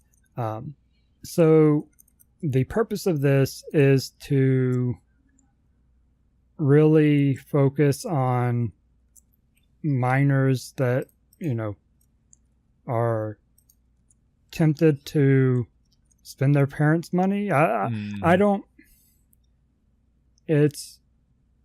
I understand the premise as a whole, but the targeting minors part is a interesting concept, because minors can't purchase them themselves typically. Something you have to have a parent do, and so it is what it is. But there's also I was reading some more, an article that actually had, a conversation with the author of the bill, or at least the representative of it. And he made a comment about trying to get away from the addiction. There's a word for it. It has addiction in it. So I guess you say a phrase that has addiction in it. This addiction formula that they're using to, keep people coming back, gambling essentially, and wanting to make sure that minors aren't exposed to that type thing. Yeah. I really do like that the focus is on pay to win and loot boxes. It's not impacting general cosmetic microtransactions or microtransactions in general. It's a very specific target, and there are specific definitions for what qualifies, so they are kind of broad and would encompass a lot of things. Yeah. Pretty much any game that has a core audience or targets a core audience of under 18 falls into this bracket. So Fortnite, for example, and I was trying to think of what games would actually fall under this. Fortnite, I'm pretty sure that's targeted towards minors. Overwatch, though, isn't, I don't think. I think that's more targeted towards adults. So perhaps Overwatch would be excluded from this. I wonder if someone's done a breakdown. That'd be a really good thing to find and look into. But overall, looking at the bill and reading through what I did, I'm totally fine with this. I saw no issues with it at all. Mm-hmm. Yeah, and it seems like there's maybe a bit of confusion to everyone. Like, so what's the problem here? Is it the fact that it's loot boxes, or the fact that you're targeting minors, or the fact that you're targeting gambling? It's a combination of all of them, because that's yes. What this stuff does. This is from the top, from a gamer's perspective, you're just giving people the ability just to pay to win. Okay, that's fine, but you're making the game geared toward where, look, man, you can play this game for 7 months and go from level 1 to level 2, or you can just pay me $20 and I'll get you there right now. I'm not a fan of that, period. And I realize there's so much into this, Chris. So much, because then it's like, well, nobody's telling you to play the game. That's true. But if you really invested in a series, or you're really invested in the game, period, it's there. And yes, targeting minors is a thing, because you are potentially gearing them to think this way, to feel this way, it's gambling. It's gambling. And that's, yeah. I mean, there's an illegal age for gambling, folks. Yeah. More to come from this, hopefully. Did it say if this is going through, or? I believe it's just been proposed. I mean, it has a long way, of course. Any sort of thing. But it's just a bill right now. A proposed Senate bill. Mm-hmm. Let's see what else. Sonic pushed back to that we just did that one. Yep. And next Call of Duty is called Modern Warfare. Okay. Yep. So the first one was Call of Duty 4 Modern Warfare.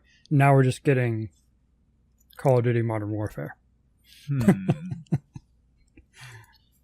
So I would assume that means it's going to be outside of the series we already know. I'm guessing this is not a remake of the first one, because we've already had a remake of Modern Warfare 1, or a remaster, I guess. Well, if I could find where I had the article pulled up, I guess I'll pull it back up. I think it's a fresh start, but it's not it's a soft reboot. Yeah. That's the word they used. Oh, okay. Soft reboot. So it won't be too different, but it won't follow the same story, is what I interpret that as. Yeah. Well, I'm still waiting for my Modern Warfare 2 remaster. So, it's about where my Call of Duty mind is at. I mean, maybe this Modern Warfare will scratch that itch for you. Maybe. Give you something new to look forward to instead of just a remaster. Yep. Any other tidbits before we get into our weeks?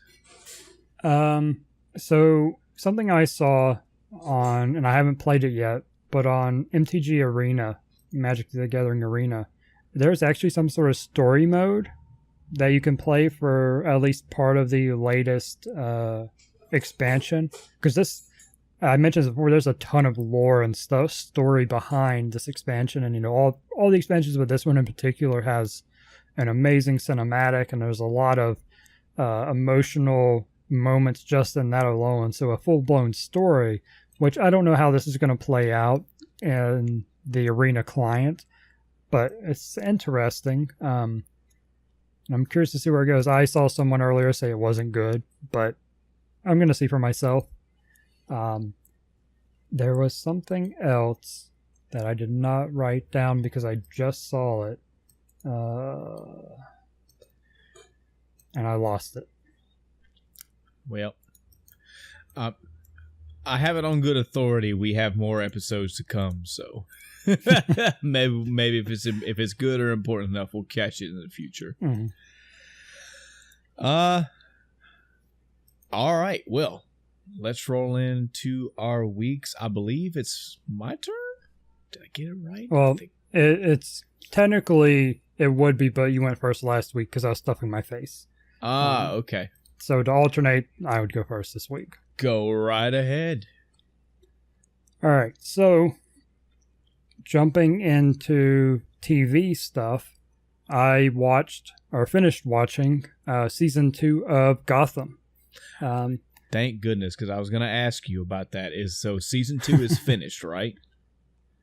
Yeah, 4 seasons are out right now on Netflix. Okay. I didn't start season 3. I was really tempted, but I was like, because season 2, the way it ends, it's not so much of a like just straight up cliffhanger, but it's a very, very well done setup for everything that comes after it. So it's like, okay, well, let me just play the next episode just like it's the middle of a season, I don't feel like I'm done. I don't feel like this is a finale. Yeah. This arc is just getting started, type thing. But yeah, it's a bit of a roller coaster of a season. Not in terms of quality, but in terms of things that are happening. You're like, okay, well, I see where this is going, and then it changes a bit, and things happen that you don't expect, and overall, what you expected to happen, generally happens. But it's like, well, I wasn't quite expecting that. Okay. And now they've set up multiple seasons worth of content from this season. And at a minimum, right now at a minimum, you have 2 more seasons to go, but there's multiple beyond that. Oh man, that's good. I mean, they're set up for it. I don't know how many are in the works or what's planned, but they certainly have the material. I mean, if you look at Batman as a whole, there are a lot of characters, a lot of villains. There's a lot of things they can go into. And they are hitting a lot of points. It is, I think something they've done very well is making Gotham be such a living place. You see the impact of actions. A character is seen on the news, and that character impacts Gotham as a whole, and you see people emulating that character afterwards. And it's like, okay, this is interesting, and it has you thinking, well, I know how this character is in Batman, but that's not what they did here. How do they get from here to Batman villain version? It's like, is this because so something they're really good about is not changing a character as far as what they are, and I'm not going to get any specifics because I do not want to spoil anything about this because I want everybody that's listening to go watch it. Yes. But I feel like every character they've shown, maybe not at first because we're seeing their origins essentially, maybe not at first, doesn't match, or they don't match at first when you see them, but as the thing progresses, you're like, okay, that person is now a Batman villain as we know it. They have progressed from A to B. We saw that arc, that growth, whatever you want to call it, that happened. And they just keep doing that. We keep seeing it, and it's so well done. We're getting more and more with Bruce Wayne as well. You know, he's still just like 11 years old at this point, wow. 12 maybe. Mm-hmm. So he's nowhere near Batman yet. Mm-hmm. So we're seeing Bruce Wayne. And I mean, as I've said before, Alfred, I think he's probably still my favorite character of the series. That dude's badass. I mean, if you're going to be the butler for Batman, you probably need to be. And I think we've seen that over Batman, you know, in general. But yeah, this is such a great portrayal of Alfred. Mm-hmm. His relationship with Bruce, you know, he is his caretaker. And yeah, it's because, you know, the whole time you're like, okay, well, Bruce becomes Batman. We know this. That's a fact, right? Mm-hmm. Unless they completely, you know, this is not Batman after all. But as far as we know, yeah, they're following everything else to be like Batman is as we know it. So everything that Bruce Wayne and Alfred does is a step towards Batman.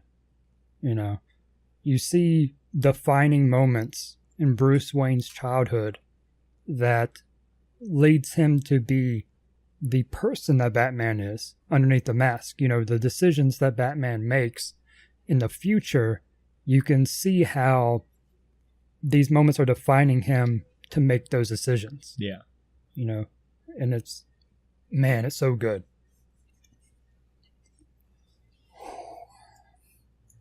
That's all I watched TV wise other than Game of Thrones. Mm-hmm. This was more of a gaming week for me. So I finished up Super Mario RPG. I mentioned last week that took me 14 hours to get to the final boss and then die. I think it took me 45 minutes to finish the game in my next session. So a total of 15 hours probably to beat the game. And that's without doing a lot of side content. And it was fun. I really enjoyed the game. We talked a lot about the mechanics last week, so I'm not going to rehash that, but it generally felt good to play, you know, which is always good for a game, especially an RPG, because RPGs a lot of times are kind of cookie cutter, or, you know, they may have mechanics that aren't cookie cutter, but that doesn't mean you like them. Yeah. You know? Yeah. So Super Mario RPG had it's an instance of getting away from the norm in a good way, doing things new in a good way. Mm-hmm. And yeah, I enjoyed it. I recommend it for people that, you know, like RPGs and haven't ever played it. Go give it a shot. It's also on the Classic, so that's a real easy way to play it, and several other really good games. So you can't go wrong there.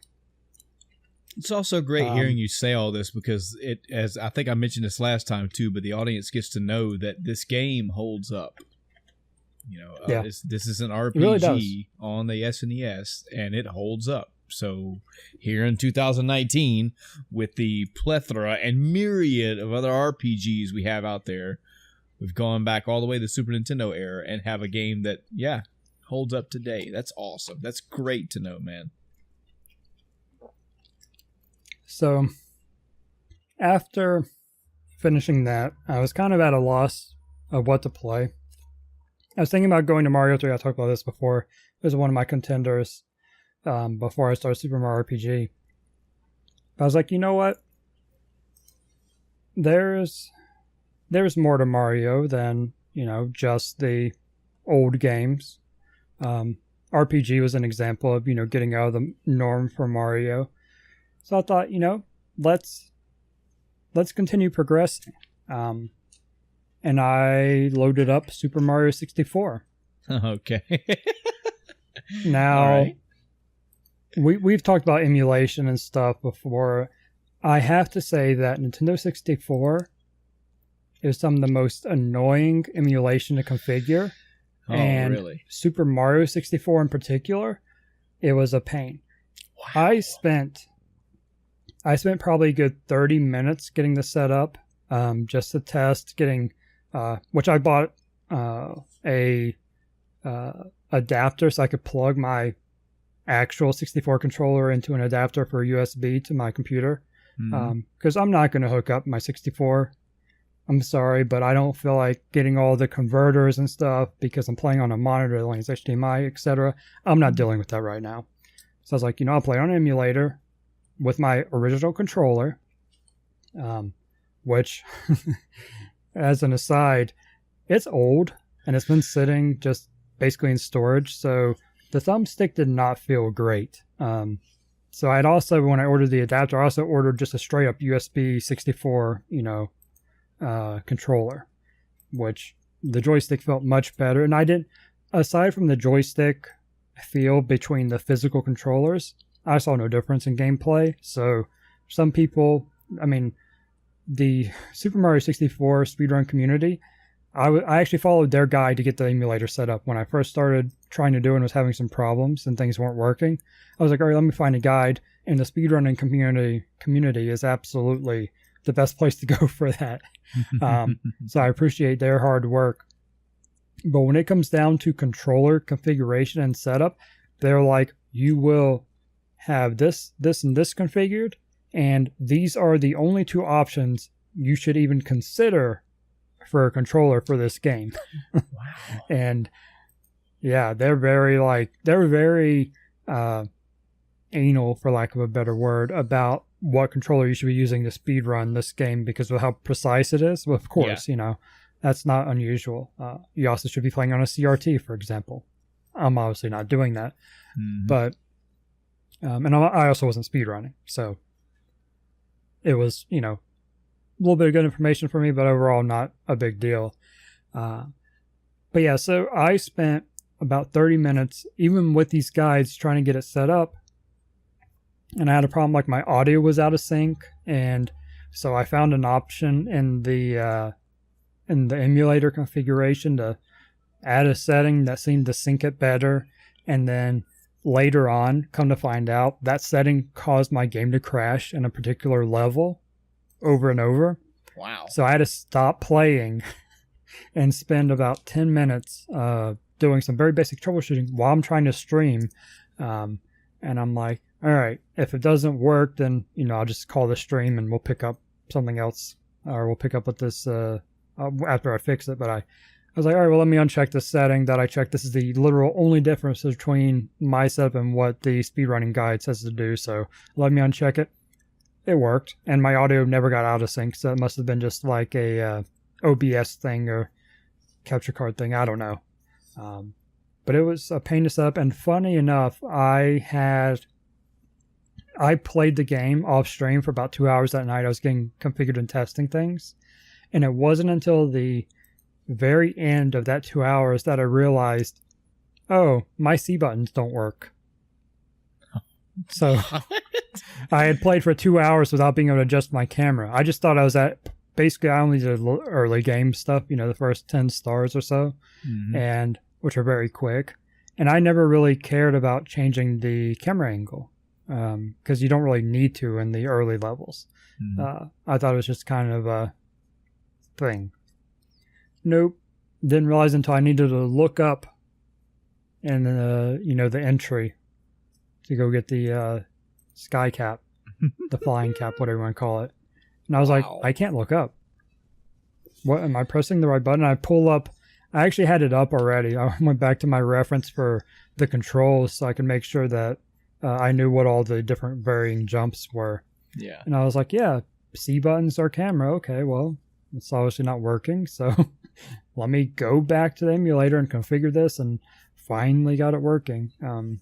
So yeah, man, what a horrible emulation. The 64 is not a good emulated thing, which I talked about a little bit before, and I need to find a new ROM or my old ROM for Wetrix, which has never worked on a 64 emulator as far as I'm aware, and see if it works now. Because they're still updating the emulators, they're still getting updates. This goes for most systems. They gradually make updates, new ones come out and stuff like that. So I'm really curious to see how far it's progressed. But yeah, aside from that, I don't think I'll be doing any 64 emulation for a while. I think I'll just skip over that. We can definitely side tangent for half a minute, because I had trouble here and there with N64 emulation as well, but mostly for mine, because I used either an Xbox 360 controller or an Xbox One controller for the controller. That part I don't remember ever really having problems with. I had 2 analog sticks and really only needed one, but I would change the other one. I made my right analog stick into my C stick, which just changes the analog to a D-pad. It is what it is. But what I found is that I couldn't find proper emulation for a couple games. So it just made a couple games nigh implayable. And they were really, for me, they were high-profile games. Like, one of them was Pokemon Snap. It would not... I think it either would not put a reticle on screen, or the reticle wouldn't work properly, or something. And I mean, you have to have the reticle on. You have to have it working properly so you can snap the damn pictures. And I could never get it to work. And I tried multiple ROMs, and I tried all the usual shit to try to fix it. And this was also several years ago, so this may be something that has been long since fixed, but I don't know. And the other one was Yoshi's Island. I'm sorry, Yoshi's Story, which, yeah, I know, it's 6 levels, it's baby easy, I get it, but that game, that look was so charming, and I really wanted to play that one, as, just like you said, as opposed to hooking up all my shit back in again, and I could never get it to work. And side tangent, I forgot to mention a few weeks ago, one of the games that I did play for the Switch. Trust me, I'm going to segue this. There's a new Yoshi game for the Nintendo Switch. As I'm trying to make sure I got the actual name correct, because good lord, there's so many Yoshi games out these days. Yoshi's Crafted World, I think it is. Yes, Yoshi's Crafted World. I do have that. And I did play it. I got a few levels in. I want to say this is something I've noticed. This is something I miss from a game just like Yoshi's Story, is that I don't know when in the Yoshi universe they degraded the music to be someone that can't play music playing through musical instruments. I get what they're going for. It's not precise music because maybe a young person's playing through it. I don't know. But I miss the music from Yoshi's Story a lot, and I wish that type of music was what carried over into the future. And instead, it's that kind of music, but toned way down. It just has this off-put sound to it that I don't like. So when I really want like a 3D looking Yoshi game, I go back to Yoshi's Story. But it sucks because Yoshi's Story, again, is like 6 levels long. You have to replay through them on different levels, and I mean, I've always liked it. I just wish there was more of it. So I feel you. 64 emulation is not the greatest, but it's kind of all you got. And if you weren't using it when you tried, Project 64 seems to be the go-to right now. That's what I use. One of the primary emulation. But there are a lot of different plugins you can get for like graphics and controller and all that. So there are certain combinations that work with certain games, is what I've come to learn. I just did a quick Google of Pokemon Snap, and I found lots of articles, lots of results. Does it work? How do you get it to work? So, but all of them ultimately say, yes, it works. You just have to go and do this. if you're doing this. So there is hope. There is. Thank God. Yeah, but back on Super Mario 64. So I did my testing and then started up actually the real playthrough of it. And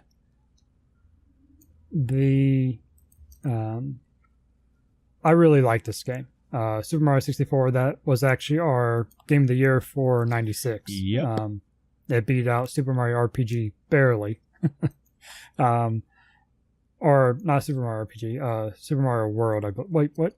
RPG? Which one? I just went completely blank. And we'll just cut that part. You keep on, and I'll Okay. do the homework on this end.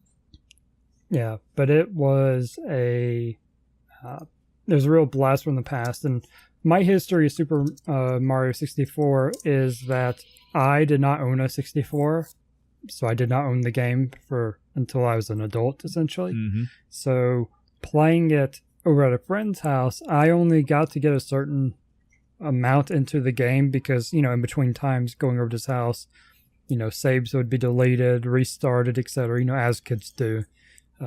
So I never got to see a lot of the game. Maybe probably the first 5 worlds, basically the main floor, plus the first Bowser fight. Yeah, are what I got to experience. And so playing through this, I got through that part really fast. That's so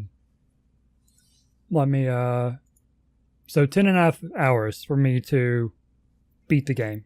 And that's not getting everything, of course, but that was my completion time. So it only took me, probably an hour and a half to go through a lot of the early areas because I already knew what to do, especially with having done the testing in the first couple of levels. I was already ahead of the curve. But it was, loads of fun to jump around as Mario.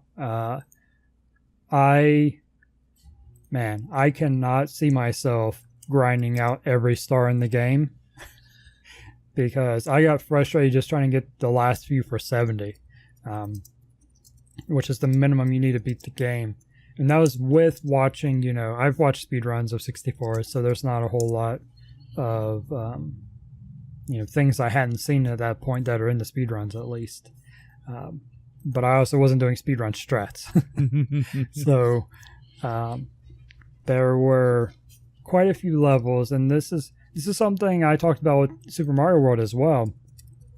It's a game that isn't very difficult to start with, It's one of those things where you start the game, it's like, jump, jump, jump, all right, you're good. And later on, it's like, all right, jump on this enemy, this precise platforming.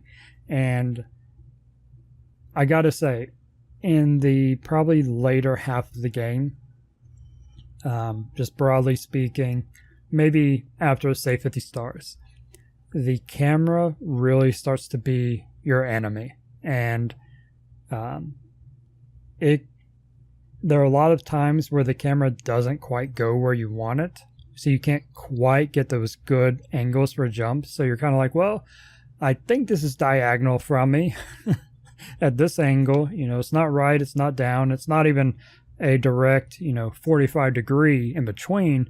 I think this is like 20 degrees down. Yeah. It's like, okay, well, let me get that precise thing. And then to like barely clip the platform I'm jumping to, that's like 3 inches away. It's not a big jump. It's a very small jump, actually, and I can overshoot it, but overshooting it isn't a problem because I just completely missed the platform. That's right there. So it gets to be very frustrating. So while the game holds up graphically and overall, theme and story, etc., the gameplay gets rough. It's not as smooth controls as, modern platformers, especially in the 3D space, have. Yeah. So I don't think it's quite aged as well as, Mario World or RPG. The RPG is obviously a different type of game. But I think this is the first Mario game where the age didn't age quite as well. Okay. Yeah, the last time I played this one was I want to say 3-4 years ago, and I think I did a 120 run. Most of the time, I do 120 runs. I fall into this game every time, and it's hard to say because back when I last played it, I thought it controlled just fine. But you may be right. Platformers have evolved. Controls get tighter, controls get better. I mean, my God, go play Hollow Knight and come back and tell me how the controls feel to you. And that's a 2D platformer, so I can't really make the same justification here. But platformers do grow over time. I do agree with that. And you'll find the more platformers you play, there are platformers that control good, but they control good the way they control. You know, you'll games that have, okay, when I jump, I hop up and I fall down. There are games where when I jump, I jump up and kind of have a little bit of float at the top. There are games where you kind of float up and you kind of float down. You know, it so many varieties, and you will actually find that you prefer some games just because of the way they control, the way they jump. Yeah. You know, and I think the biggest issue with 64 is really the camera. Because if I could have lined up jumps better, then it would have been okay. But overall, it was pretty rough. With some of the jumps it requires later on. It's a digital camera, dude. So it's gonna happen that way. You know, you have cameras today where your stick controls the camera. So where do you want it? How do you want to position it? As opposed to this, where it's you got 4 states, buddy. Aside from up and down, if that. Yeah, if that. So good luck. Yeah, I can see that being a point.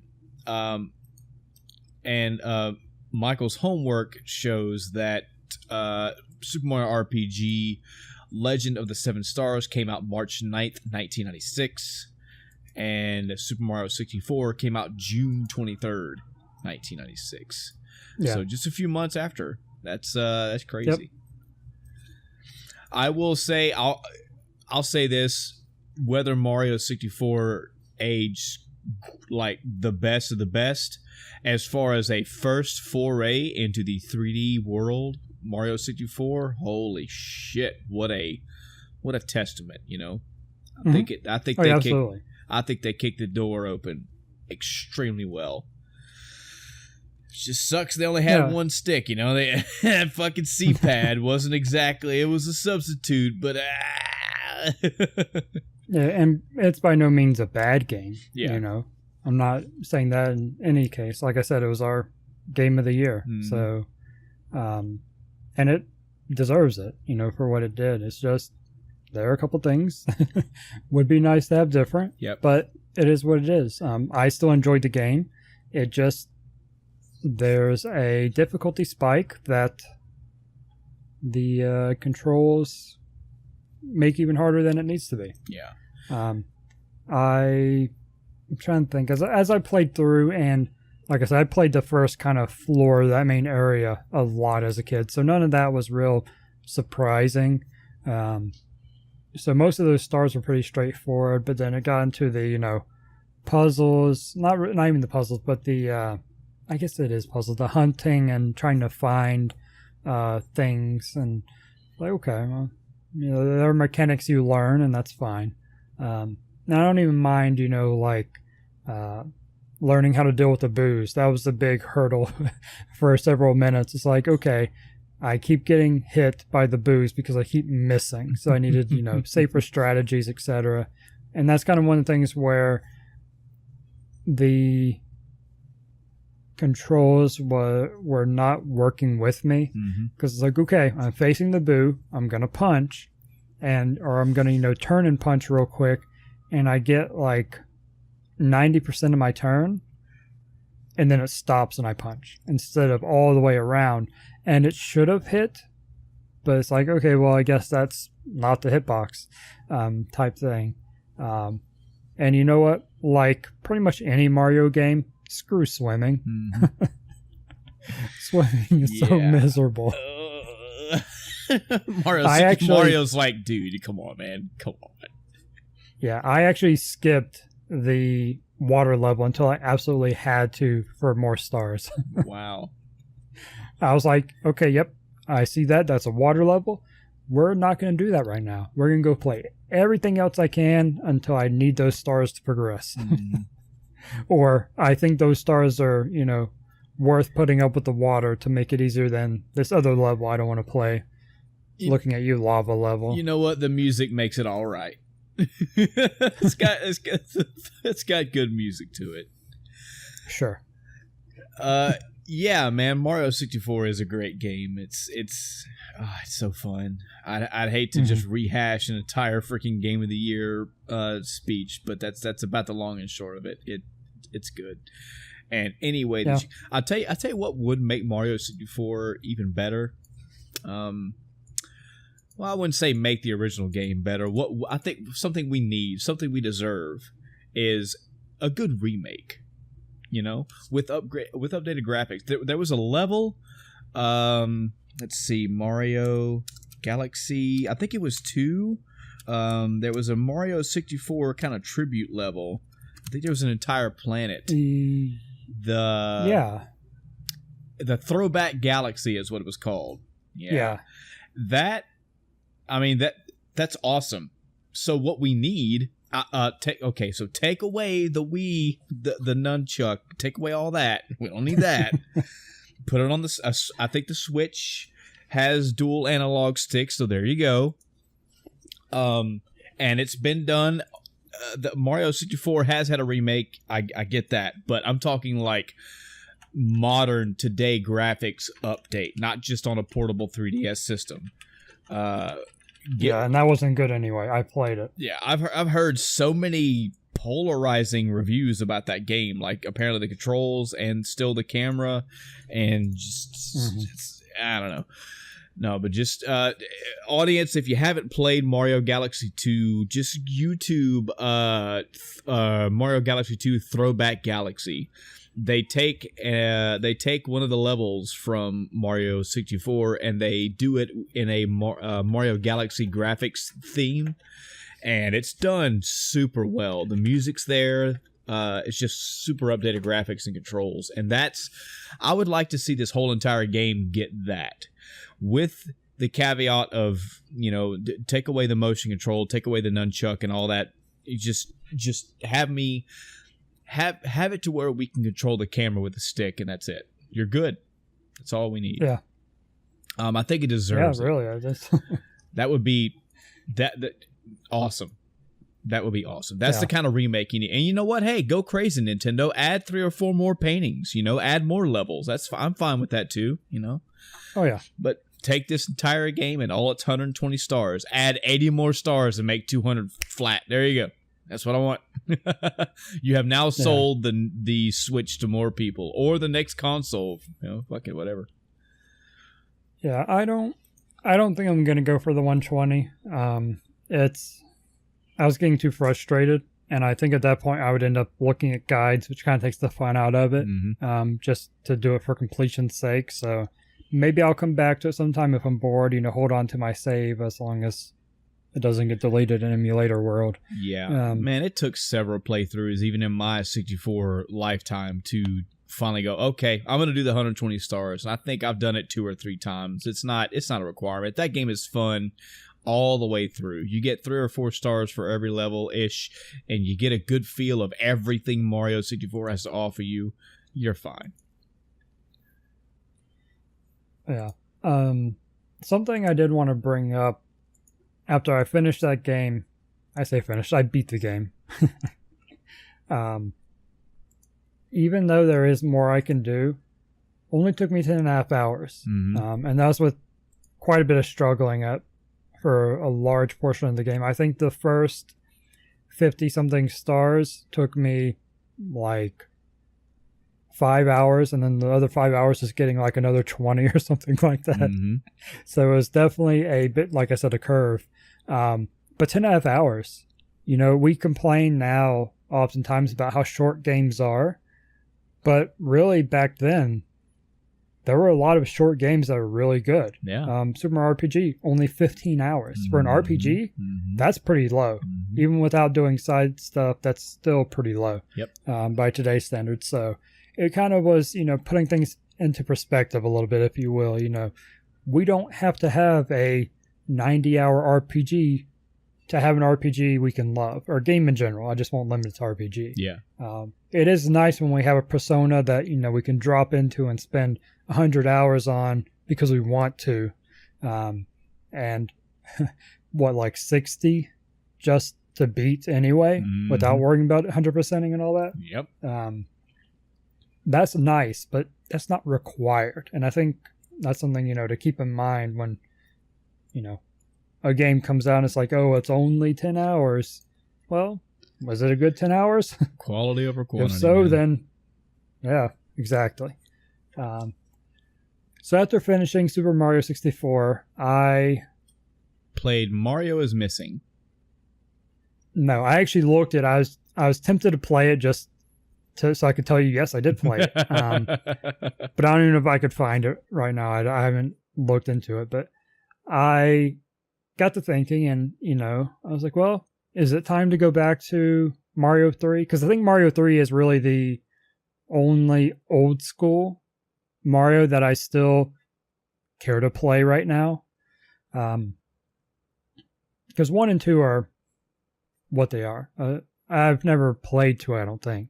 But at least 1 is, 1. That's basic Mario. And I played some of it not too long ago when I got the classic. But 3 is kind of the one I'm thinking I'm probably going to go back to eventually. But there is another Mario game that I started but did not finish, so I decided I should fix that. And that is Mario plus Rabbids on the Switch. I loaded up my save and it said I was at 3-6, which is a good way through the game. I think I'm now up to 4-6 or something like that around there. So I've done almost exactly 1 world's worth of content. I did that yesterday. So Mario plus Rabbids is a different sort of game. For those that aren't aware, it's a turn-based tactical game, similar to XCOM and games like that. That's basically it. Mario XCOM is how it's described. XCOM being a amazing strategy turn-based game. Mario plus Rabbids combines the Mario universe with the Rabbids, which, if you've never heard of Rabbids before or seen a game therein, you're missing out. It's very amusing, sometimes cutesy, sometimes a very adult-like humor, depending on the context. But it was a very interesting concept and combination when it was announced. I believe this was an E3 announcement when they did that. But it's a fun game. It is a simplified version. Mechanics-wise, XCOM is known for its terrible hit percentages where, you miss a 90% shot or a 99% shot. Yep, you got XCOM'd because that's the XCOM RNG. You're going to miss shots you think you can make almost every time. Yep. Mario plus Rabbids simplifies it to you either have 0, 50, or 100% chances. There are no in-betweens. And it's very straightforward what your percentage is. If they're out in the open, you have a 100% chance. If they're behind half cover, 50%. Behind full cover, 100%. Or behind cover, 0%, sorry. And if you take the shot anyway, at least on the 0%, you'll hit. I think there's a percentage chance to hit the cover or to hit the ground next to the cover. And I think it might depend on what cover they're behind. But you can shoot at them and it'll break their cover. And then your next shot, hey, you have a 100% shot because they're no longer behind cover. So you have destructible cover and all that. And it makes for funner gameplay in some ways. You can plan and actually execute, plans of attack that you expect to work. If I shoot this guy, I have 100% hit rate. I know it's going to hit. If he's behind cover, I can shoot it and maybe break it. That's a bit of a gamble there. But if he's 50%, I'm either going to hit him or the cover. If I hit the cover, okay, I break it. If I don't, hey, even better, I hit him, hit the enemy. So it's a lot easier, which is obviously targeted towards a younger audience anyway, at least by ESRB rating and whatnot, which I expressed my concerns over that before when you have boob guns in the game. Not a very child-friendly thing. Yeah. But aside from that, I think it's pretty above board when it comes to adult themes. And that's just the in-combat gameplay. XCOM, you kind of have your base, and then you just go straight into combat, straight into your maps and whatnot. With Mario plus Rabbids, you're actually wandering around a area, a world, a level. And where, like I said, I'm at 4-6, or I was at 3-6 when I loaded it up, that means I'm at the 6th battle in this world, which is all one big level where everything's connected. The only time you quote unquote zone out typically is when you go back to the little overworld area you have, your hub, that connects all the worlds together. There are a couple of places where you transition, but it's still connected. It's not like going from level to level in a traditional Mario game. It's very much a thing, and there are puzzles, there are secrets to find. Especially the further you get in the game, the more convoluted the puzzles get. Let's see. I recall last time I played, I had a lot of issues around the part where I left off. It was starting to scale up in difficulty. But this last world hasn't been too bad. I don't know if that's because I'm just playing better and smarter, or if the kind of spike difficulty earlier and then the spike, I'm on the decline of the spike now. But I think I'm almost done with the game, unless they throw something I'm not expected at me. There is DLC. Yeah, it's a solid game. If you like XCOM and you like Mario, this is totally, and you're not a hardcore XCOM person. If you're playing Long War Iron Man, probably not for you. But if you're a casual player of XCOM like me, or even a little bit more of a hardcore player than I am, then you'll probably find it fun. Especially if you like Mario, because it's just a lot of silliness. The story itself is silly. I mean, think about it. You're combining Mario and Rabbids, and there is a story reason why these two universes have combined. There's a story reason that these worlds combine. So, yeah, it's a silly game. But it's also fun. It's a nice, chill game. It doesn't have the stress of XCOM until Luigi dies over and over because he's a glass cannon. But that's, besides the point. Each character, which I haven't even talked about that, I don't think, last time either. But each character has a skill set. And there are 2 versions of each character. I think, well, of most characters, I'll say. Like there's Peach and there's Rabbid Peach. Rabbid Peach is a rabbid with a peach wig and dress on. So you have different versions. There's a Luigi one, etc. And each of them have different skills. Like Luigi is a sniper, which makes sense for him having low health, but it's still annoying. But he is amazing for taking out or for outputting a lot of damage. Oftentimes one-shotting enemies, especially earlier in the game. Later in the game, of course, things ramp up, so it's not as much. But yeah, you have skill trees, and you can actually reset your skill points at any time. And I think you don't lose anything when you do it either. So you go, okay, I'm not liking this build. Luigi's too squishy. I'm going to reset skill points, and the first thing I'm doing is I'm going to max out all the options that raise his health. I'm going to make him less of a glass cannon and more of a, meteor sniper than he normally would be. You want to turn Mario, like the way I'm doing Mario is he is very much a get in their face, which is typically bad in these games, but you can build around it. Get in their face, melee with Mario instead of shooting, which Mario with a gun, Luigi with a gun. I mean, let's go back to the game being silly at that point. You got Mario with weapons like that. Not just jumping on enemies' heads, though you can do that. You very much can jump on enemies and you will damage them. It's not as strong as your weapons, but they're typically basically like free actions. You have dashes and jumps. I think Mario is the only one that can actually jump on an enemy head that I've used personally. But you have to jump off one of your allies first, and you can jump off allies to move further than your normal movement would take you. So you can move up to the edge of your range, jump off Luigi's head, and go, 6 more squares, or however many you've upgraded to. I think 6 is the max. And if there's an enemy in that range, you can land on the enemy and then move away from them up to, whatever your upgrade, 4 or 5 squares.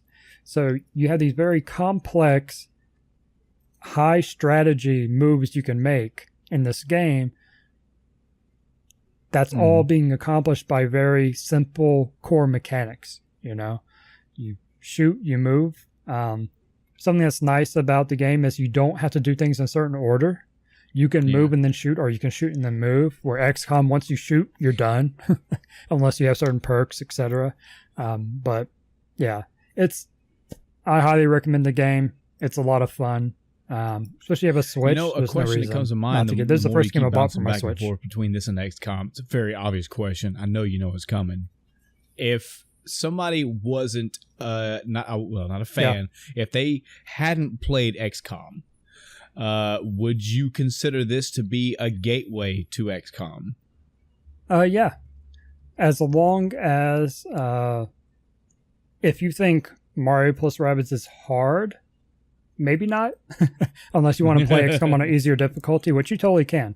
I think the only time I beat XCOM 1 was actually on easy, or no, normal. Yeah, I think I beat it on easy just so I could finally see the ending.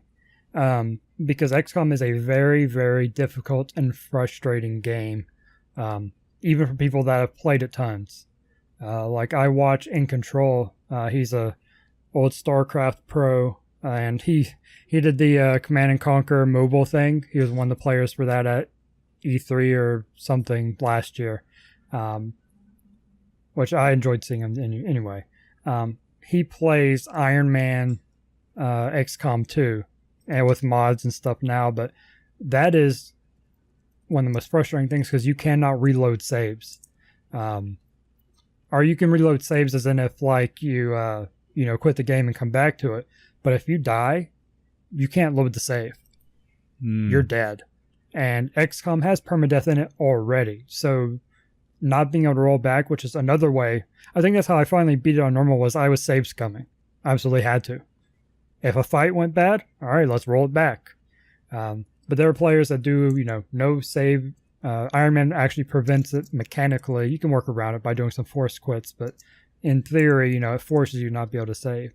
But yeah, if you like Mario plus Rabbids and you want to experience something like it, or if Mario plus Rabbids was like too easy, as it kind of is, especially early on, XCOM throws you into it and says, hey, you're going to die. So yeah, totally. Total gateway. Good. That's what I'm currently playing, so that's the end of my week. Awesome. All right, well, hate to follow up that awesomeness with some somberness, but okay. Man, I've been thinking about this too much this week, and okay. I just need to go ahead and just talk about it and fucking hash it out and get out the way, and we'll just move on from it. So, Well, all right, let's get the okay, let me pause. Let me get the non-gaming stuff out. Okay. My wife and I did get to go see John Wick 3. Yeah, sorry for that roller coaster ride. People are like, what? We did go see John Wick 3. I did enjoy it. I think if I look at the John Wick movies that are out now in a row, I love the first one. I love everything about the first one. I love the tone. I love how it didn't take itself too seriously, but it was telling a serious story. I love the action in it, the choreography, the choreography, all that stuff. The second one, I felt like they realized they saw or they knew what John Wick was. You know, like they knew what they had and they tried to make more of it. If that makes any sense. You know, they realized that John Wick was super popular and super a thing. So there was a lot of self-referencing and in-referencing. And yeah, I mean, like at the very beginning of the movie, John Wick 2, like the guy is, I think he's saying that the guy that was killed was his nephew or his brother or something, and he goes through telling him the same spiel that the guy in the first one did, like, you know, John Wick is a man of sheer will, and he killed a man with the pencil. Yeah, we all heard the story, and I'm like, I just didn't like that. I didn't like that tone. It's like the movie was acting like it knew what the movie John Wick was and treating it like it was an afterthought. That's the best way I can put my words to it.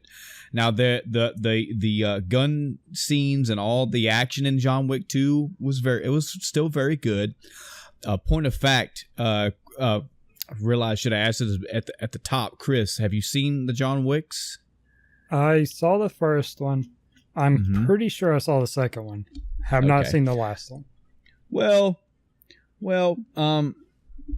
there's a scene in it that I particularly giggled at, but also thought was very awesome. So, Keanu Reeves is John Wick, and Common is, I forget his name, but he's another assassin, and they're in a subway, and they're trying to snipe each other, but they're trying to just kill each other and be discreet about it. So John Wick is on the bottom level of the subway walking in a direction, and Common is on a second floor of the subway walking the same direction. And they're both like popping quick silenced shots off at each other without anybody around them hearing.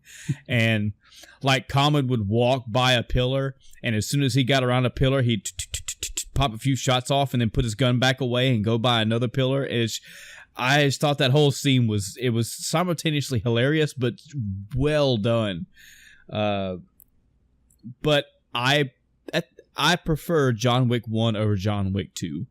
I've watched the first John Wick like 5, 6, 7, 8 times, and I think I've seen John Wick 2 twice. That's just how much I care to see it again. John Wick 3, I feel like they've learned some lessons. I feel like they toned the jokey, memey side of John Wick down and got a little bit more serious, and it worked out. And I feel like somebody can per minute measure this, but I feel like there was way more action from the second one and the third one, or than the second one and the third one. Lots of good scenes, lots of good fights. They do more of the I can't believe John did that as opposed to just making a joke about it. So I'm down for that. I definitely got a good kick out of John Wick 2. Had a good time, enjoyed it. My wife did too. So yeah, 1, 3, 2 I think is like an order if you want to put one in as preference. Sure. They're all good. I mean, if you look at just the action specifically, they're all good, but yeah, a lot less hand waviness in John Wick 2 than in 1 and 3. I feel like there may have been another movie. God, I'm so bad at doing that. Because I tend to watch movies here at the house too, and maybe there wasn't. I think I've kind of watched all the movies that I wanted to watch for a while. I have to add some more and get back into it. Paddington as an example. I've heard people say that the Paddington Bear movies are fantastic. Like for all ages, they are great movies, and I kind of want to check these out to see, because I'm like, Paddington Bear, the kids book, the kids cartoon. You're telling me that's like a 8 out of 10 movie, and I'd have to see it to believe it.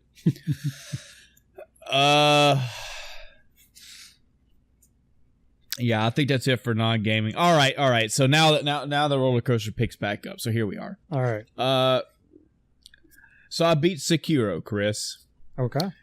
And that is no small feat. It's so hard to know what audience you really want to talk to when you say this, because I do not want me to say something like that and it come off like I'm acting like it was nothing, or like it was super easy, or like, yeah, I beat Sekiro in like whatever time and only died like 20 times, whatever, I moved on. No, I spent 3-4 days this week, multiple hours, especially on the weekend, dying multiple times to the bosses I had left over.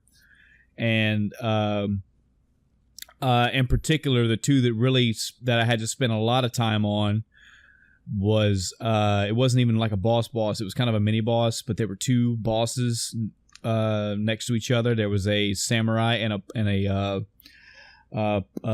pole armman. I think it was like 9 blades of something. I forget. I feel so horrible because I could recite a lot of bosses from like Dark Souls, but I cannot do it from this game. That choked me up for a while, but then I started to look at that fight from a game perspective. I went into my abilities and started trying other items out, or other like abilities and feats that I haven't been using. And I started to lure the samurai out and kill him off quick, which just left me in the main boss. And then once that was like 5 or 6 more deaths, and I had that guy killed. So it took a lot longer, only because it took me that long to figure out what I needed to figure out. If I would have just fought them one-on-one, it was not working. I was getting my ass kicked. And I can hear the audience now, whoa, you said you beat Ornstein and Smo solo. Yes, I did. In my entire career, I have done that once, and that's all I ever choose to do. And also, this fight compared to Ornstein and Smo, remember, this goes back to a couple episodes ago when I talked about, look, when you tell me you beat a boss in whatever of these Souls games, I do not give a fuck how you did it. I don't care if you cheesed it. I don't care if you spammed at items. I don't care if you went out and stocked up on a bunch of items and used them. And then I don't care. If you beat the boss, I'm happy for you. Move on. When you do fight Ornstein and Smo, and I exploited this a lot when I fought those two, there are pillars in that arena. And I use those pillars a lot. Because Ornstein has like a charge forward move, and you can actually bait him you can bait him on one side of a pillar and he will charge that pillar, and you just shift to the other side and go fuck up Smo for a while. That's an example. This fight didn't really have that. It was a much smaller arena compared to Ornstein and Smo, and also there was fire around the arena, so as I'm ducking and dodging and weaving and moving around away from the samurai or the polearm, which I try to get more in with the polearm one and get away from the samurai guy, I'd end up either running or rolling into the fire or getting pushed into the fire. That would fuck you up. So it's not just because it's two enemies on a field, still wasn't exactly the same fight. But in any event, I killed those two and moved on. And I beat the last boss, and I don't know if this is necessarily a spoiler thing, Chris. If it is, I'm sorry that you wouldn't know this, but there are multiple phases to the boss. So go figure. The last boss of the game has more than one phase. And I knew this was coming when I think it took me about 10 or 12 deaths to finally get his patterns all the way down, and was able to beat him by the skin of my teeth. And I could just tell the way the fight was going and the amount of health he had. I'm like, this isn't it. There's no way this is it. And of course it was not. And he was definitely stronger, had more movesets. I mean, this is all almost like the same repeat for a lot of bosses that are like this. You know, they get a couple more moves. They get a little bit stronger potentially, and they may change up like what the tactics that you used on them may not work anymore. all these things came into play for this boss. It was a lot of deaths. It was definitely a lot. I want to say probably in the 40 or 50-ish range, but I finally beat him and then beat the game, and the credits rolled, and then I was done. And that's all I can really say about it, man. As far as the game itself, it was good. It does have good mechanics. I remember the horror of me going through and thinking this game was utter bullshit because I was getting 16 enemies on me at one time until I figured out what to do and how to do it. And yes, figuring out getting the deflection down and the defense down and all that stuff definitely helped out a lot. Getting abilities and learning to use those properly, learning when and where and who against to use them definitely helped out as well. I really don't know. I cannot explain how I put this above Dark Souls 2, no doubt, but probably above Dark Souls 3 a little bit, but like Dark Souls and Bloodborne are just fighting for number one, and Sekiro is middle tier, I guess. That's the best way I can put it. And I knew that to be the most true whenever I beat the game, and a couple days later, I was just thinking about it, and I'm like, all right, do you want to go back and play Sekiro some more? And I was like, nah. And that's solidified it enough for me, because when I beat Dark Souls, Chris, the next day, I think within the next couple hours, I started New Game Plus and rolled right back into that bad boy. Same thing with Bloodborne. This one, I did it. I've put the work in and beat it, but I mean, dude, that's not saying a lot. I put the work in and done a lot for a lot of these games. So, I mean, that's not a feather in my cap. That's just saying that I did it. I don't know if it's the fact that you can't create your own character and you're following the narrative of one. I don't know if it's like the game like gives you these abilities almost in a row in a session, and as opposed to you kind of making what you want or how you want it. I don't know if the large amount of abilities and ninjutsus and all this stuff you get, as opposed to having more of a limited scope for your attacks. It's just the whole totality of Sekiro just has not grabbed me and just pulled me down the way that Dark Souls and Bloodborne did. And it's I don't know. That's I'm so lost for words because I feel like I'm supposed to be thinking more and feeling more for this, and I'm not. And like I said before, man, that's totally fine. This is not like something else too. This is not like a staple against From Software now. You know what I mean? This is not me looking at From Software games and going, I don't know, ever since Sekiro. This is more like, no, I played it. It was all right. I give it 2 thumbs up. All right. But I moved on, and then that was it. It's not a blemish at all.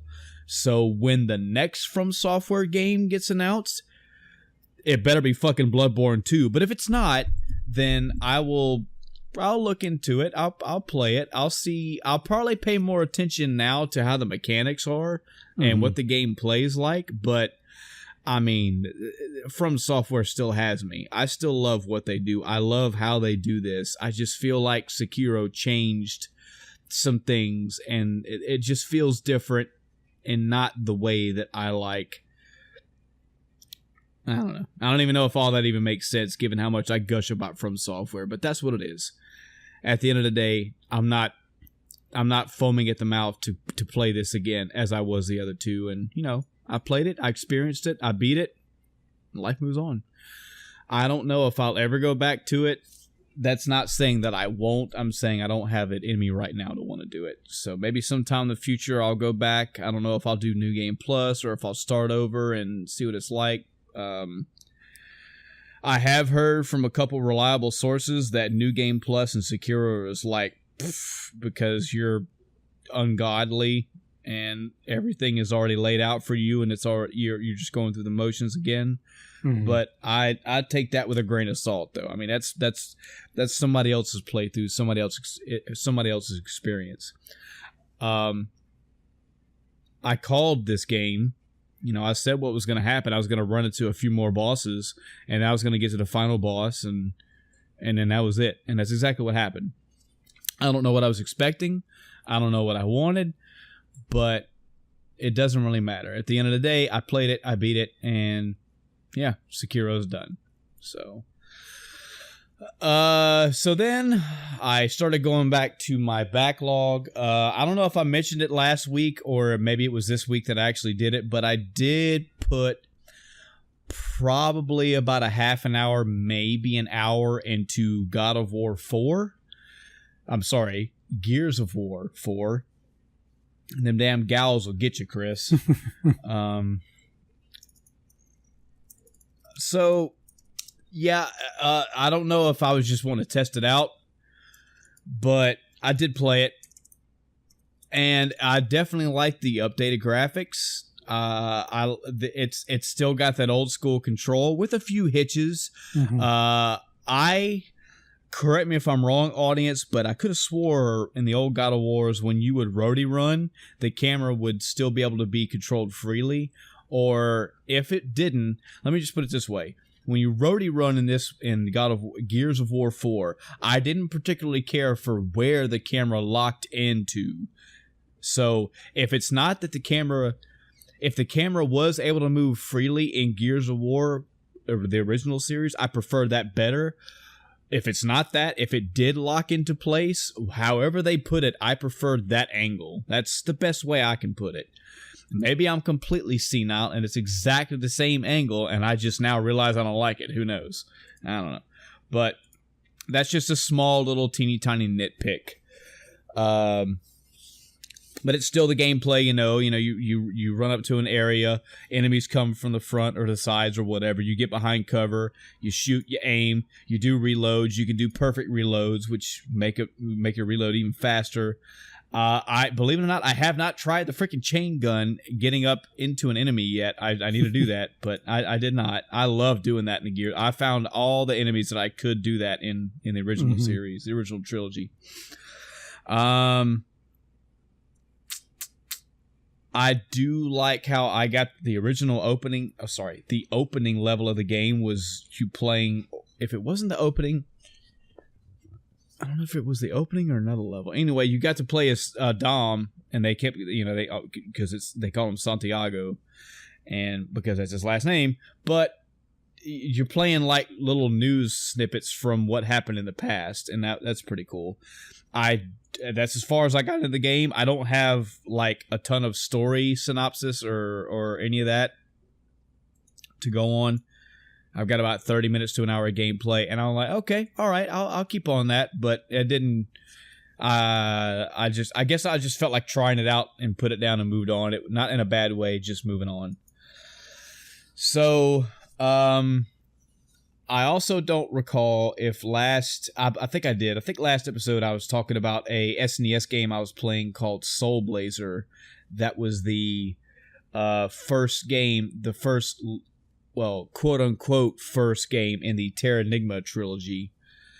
And I played that, finished it all the way through and beat it. Still very interesting mechanics. I still enjoyed that. I like the idea of, you're in an overworld and you go into dungeons or caves or whatever, and you find things that let you unlock things in the overworld and open up things and revive things. And that was very interesting. I like that.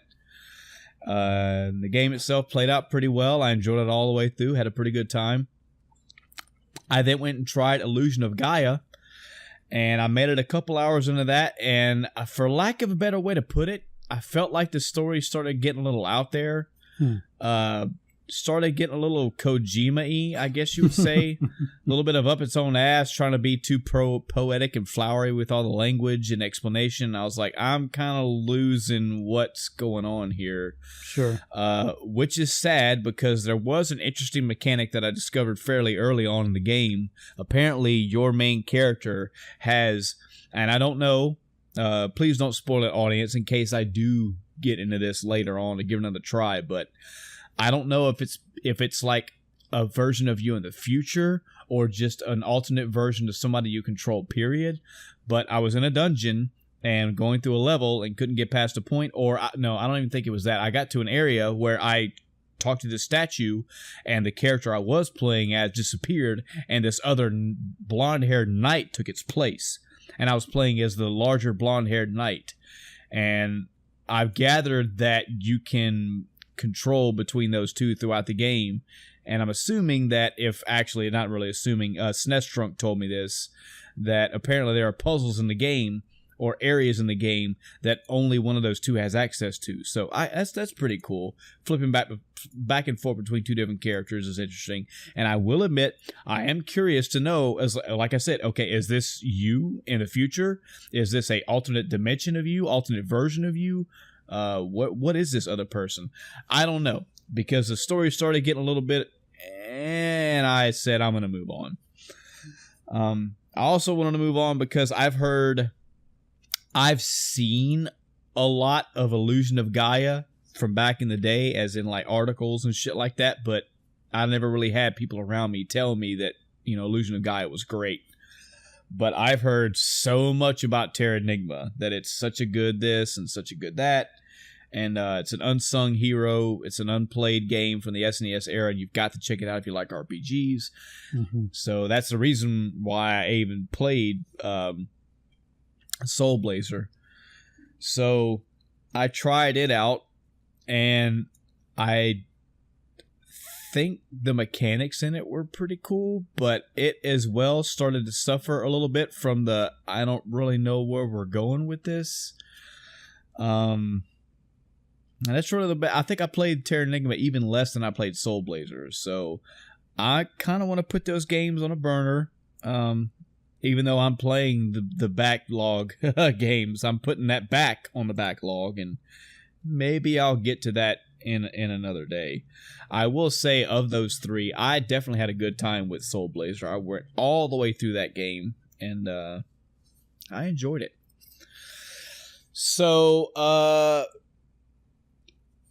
you know what? I think I might have just lied, Chris. No, I gotta make sure. I'm turning the damn game on now to make sure. I'm pretty sure Illusion of Gaia was the second one in the Terranigma trilogy. Okay. Right. Okay. That was just another one I played. Wow, so many games I played. Oh boy. I also tried out for a hot minute. Not Illusion of Gaia. Let me find it. Jesus. Star Ocean. Nope, not. We'll get to that. Secret of Evermore. God damn it, I'm getting ahead of myself. Secret of Evermore. I think the gameplay in this one was kind of boring me. I don't know. I played it as well for a half an hour or so and went kind of meh. And yes, it is a Square Soft game, so I mean it should be up my alley, but I don't know. It wasn't pulling me in. It wasn't dragging me in. Yeah, I watched someone speedrun that before, and I didn't watch the whole thing because it wasn't even that interesting to watch overall. Yeah. So, meh. Yeah. It went back in the backlog, and okay. So also to put this in, I should have put this in the beginning. The way that I've done this list, I've taken Notepad and made a little list off the top of my head of games that I know I've either played and not finished but want to play through, or games that I've just been meaning to play and never got around to. But as the audience hopefully by now is well aware, I don't have a memory. That's very fucking hard for me to do.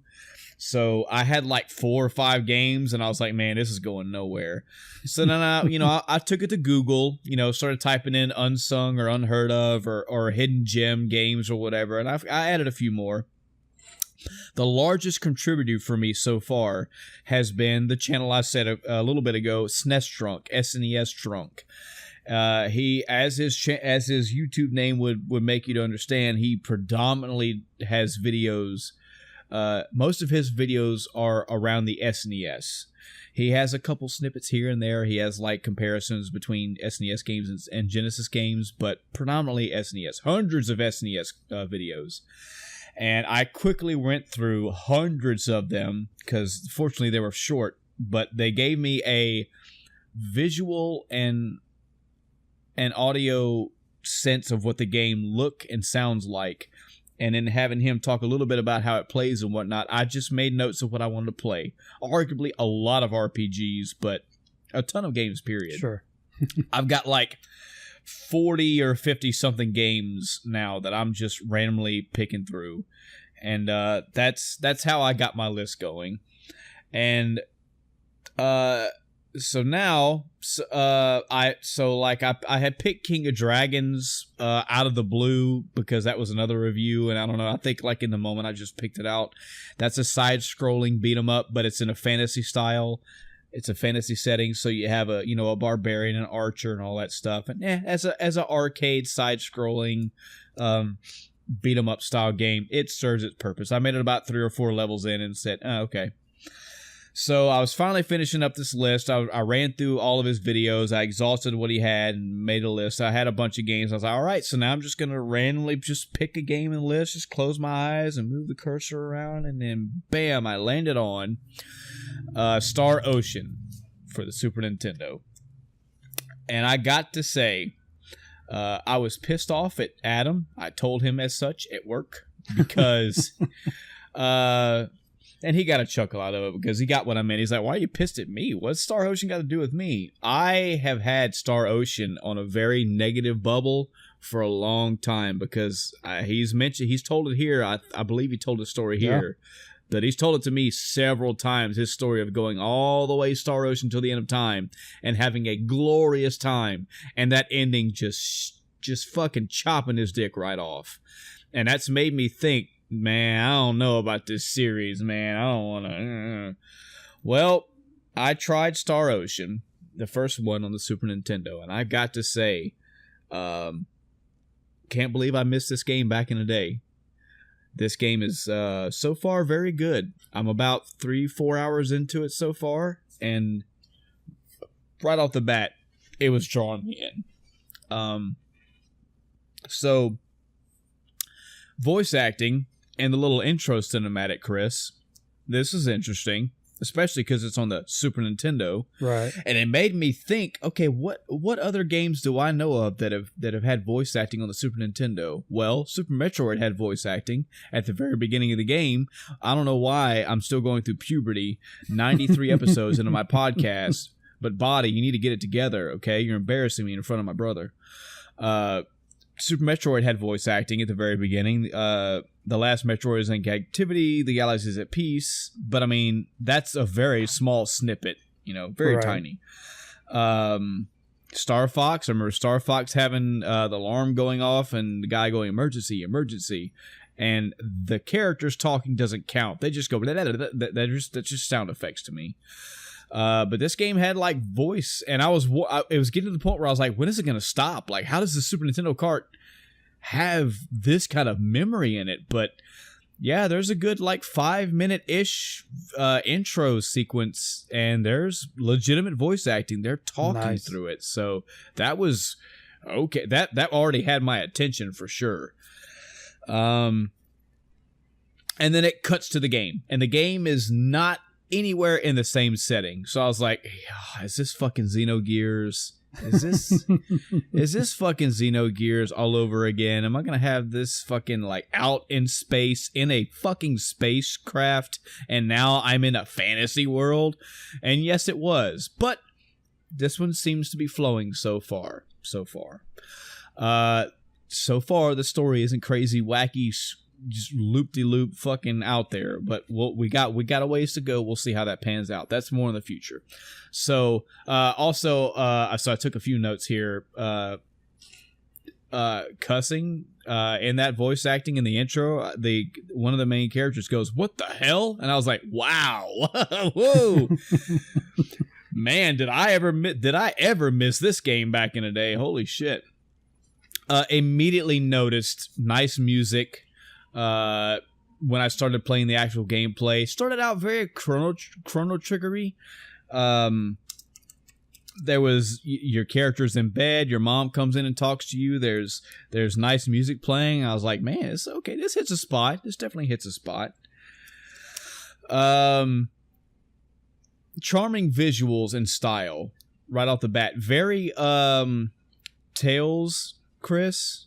Okay. Tales of what's that PlayStation game? Come on, man, help me out.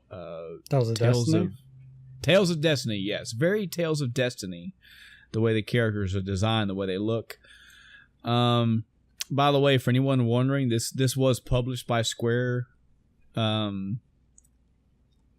I think they were Enix back in the day when this one was out. And so yeah. Charming right off the bat. Like everything, the way the characters were designed, the way they moved, the look of the town that I was in, the feel. Good stuff.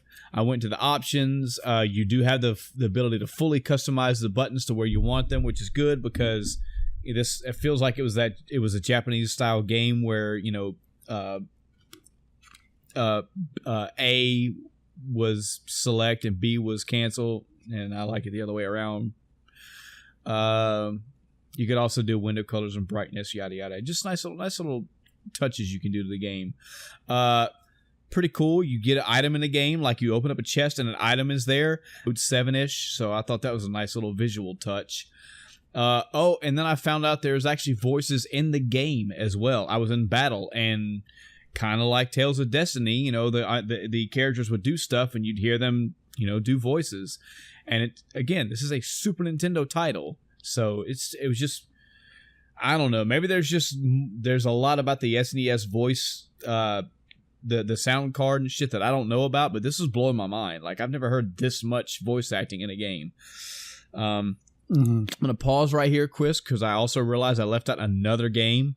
I played Poppin' Twinbee, which is another game that also has a lot of voice acting, Japanese voice acting in the action you do, like when you jump, when you attack, when you swap items around. It's a side-scrolling platforming collecting style game where you have 3 different characters. They have charge up move where you can charge or jump up and you can bounce around the screen. It was very, very entertaining. I made it a few levels in, and so I just want to pop that in there because I was like, man, I played Poppin' Twinbee and there's voices all over the place. And now I'm playing Star Ocean and there's voices all over the place. Apparently, the Super Nintendo could do voices, and I just did not know this. Something a critique that I don't necessarily care for, and audience, please let me know, because I've tried all the buttons and can't find it, and I couldn't find any options either. Lack of a walk button, so you are always running around, which is fine. I like to always run around, but I also like the ability to slow down, like when I want to open a chest or when I want to go in a door or something. So, I mean, I typically play most of my, if there's a run function or a run ability, I'm always in run. And I know that's not the best way to play games. Just, if you just slow the fuck down, maybe you control it better, but I'm always running. So this was up my alley until I realized there was no way to walk. So you really gotta time your movement when you're just doing things that require precision. But it hasn't killed it for me so far. Another critique is the graphics and the terrain itself. I call this the Suikoden 1 problem. For those, you can check back a previous episode where a friend of mine let me borrow his PlayStation back in the day on the predication that I beat Suikoden or get past a section in Suikoden for him. He was stuck at the very beginning of the game in Gregminster where he didn't see the opening where you could go into where the dragons were kept. And I understand that because of the way the terrain looks. It was just hard to see that was an opening. That's kind of what this game has a lot of. It has a lot of, like, the shrubbery is painted in certain ways where it's really hard to tell if it's where you can and can't walk through, or you can't tell it's actually a wall. It's just the way that it's designed. But I've made my way around. Now that I've visually grown accustomed to it, I'm able to move around no problem. Just a small little nitpick. Same thing in this vein, though. The 3D terrain in the game is not always obvious. So let me describe this. So let's say you have a speed scale, okay? And that speed scale is how fast the screen itself moves when your character moves around. Let's say everything is on the same plane. Let's say the scale is 1 through 5. Your character starts walking. When he walks, the speed is at 3. So everything in that scale moves at 3. The way that they simulate 3D in these types of games is they'll have the foreground move at a higher speed or a slower speed. That way when you're moving, it'll seem like the stuff at the foreground isn't moving not as fast, and it'll make a pseudo 3D appearance. This doesn't seem to have that. There are a lot of places where I see it should and it doesn't. So I couldn't tell that it was like a 3D area. I couldn't tell that I could walk under something because it wasn't moving. And then I finally maneuvered my way around and said, oh, this is not just a wall, that I can walk under this. And again, a nitpick. Not saying that other games have done it or haven't had the same problem. I'm sure there are 32-bit PlayStation that didn't have this, but something that I would have liked to see, given something like, I don't know, Chrono Trigger, you know. Let's see. Okay, just a brief touch on the story, because this is where I'm starting to wonder where it's going to go, and it's actually been very interesting so far. So I'm almost equidistant to where I was as far as time from Illusion of Gaia and Secret of Evermore, and I've kind of gave up on both. Well, mainly Illusion of Gaia and Terra Enigma, because the story kind of went like, I don't really care and I don't really understand what we're doing. This one had one as well, but it's actually followed through and not been super convoluted, and it's interested me so far. So I'm gonna see where it goes. So you find out that this town nearby is sick, and they send you on an adventure to go help out if you can. And they say, hey, yes, everybody's in this town is sick, they're turning to stone, but if you find this magical herb up north of the town, you could probably save the day. And that's very typical.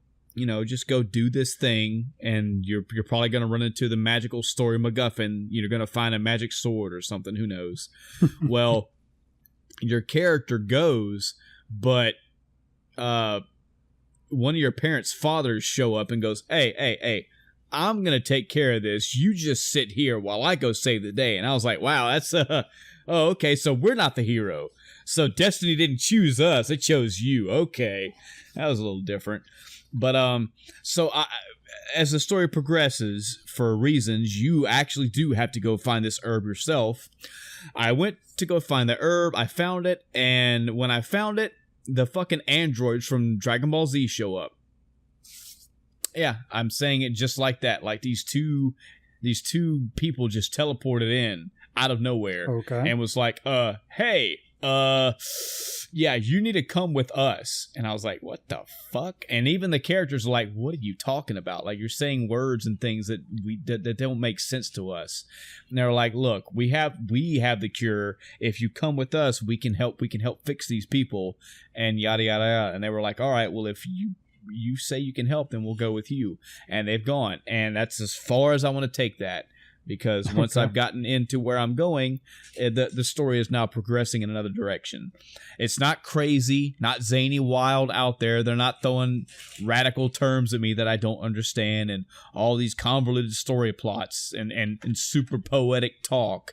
It's just the story is going this way now, and I'm actually following it, and I'm interested in where it's going. So, all in all, this game has me hooked so far. It was surprising, you know, like I said, Evermore didn't do it, Gaia didn't do it, Terra Enigma didn't, but this one did, and I'm following through. I guess the last thing is I'll touch on the battle mechanics. It's kind of a mix between what we know from Tales of Destiny, Chris, and what we know from classic RPGs, where it's the 2D on the screen, but if you remember in Tales of Destiny, it was kind of like the floor, and then you walked across the floor left and right.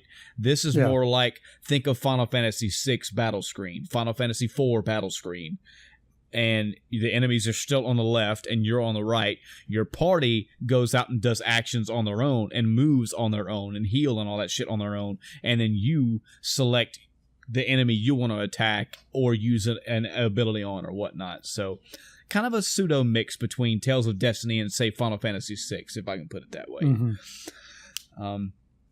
All in all, interesting. Was not on my backlog until now, but now that it is, I am playing it. I am interested in it. Very charming, and has definitely hit me out of nowhere for a Super Nintendo RPG. And like I said earlier, of this list, I want to say at least a third, if not half of the list of games I want to try out are RPGs. I do have some other ones from other systems. I got a couple PlayStation games and all on there. I'm trying my best to find some time to make, I got to go through every console and find games and add it to it. I got a bunch of PlayStation 2 games on there, but in time. So yeah, Star Ocean, man. It's good. It's pretty good. I'm enjoying it. And from what I'm hearing, apparently all the other games around till the end of time are very good. So who knows? Who knows what the future holds of Star Ocean for me? Yeah, I have I don't know how many there are. I have a Star Ocean PlayStation game. I recall playing it, enjoying it. I don't know if I ever beat it or not, which is typically the case with most of my old PlayStation RPGs. But yeah, from what I understand, this Star Ocean, and then what is that PlayStation? Let me see. There's a PlayStation Star Ocean, the second story.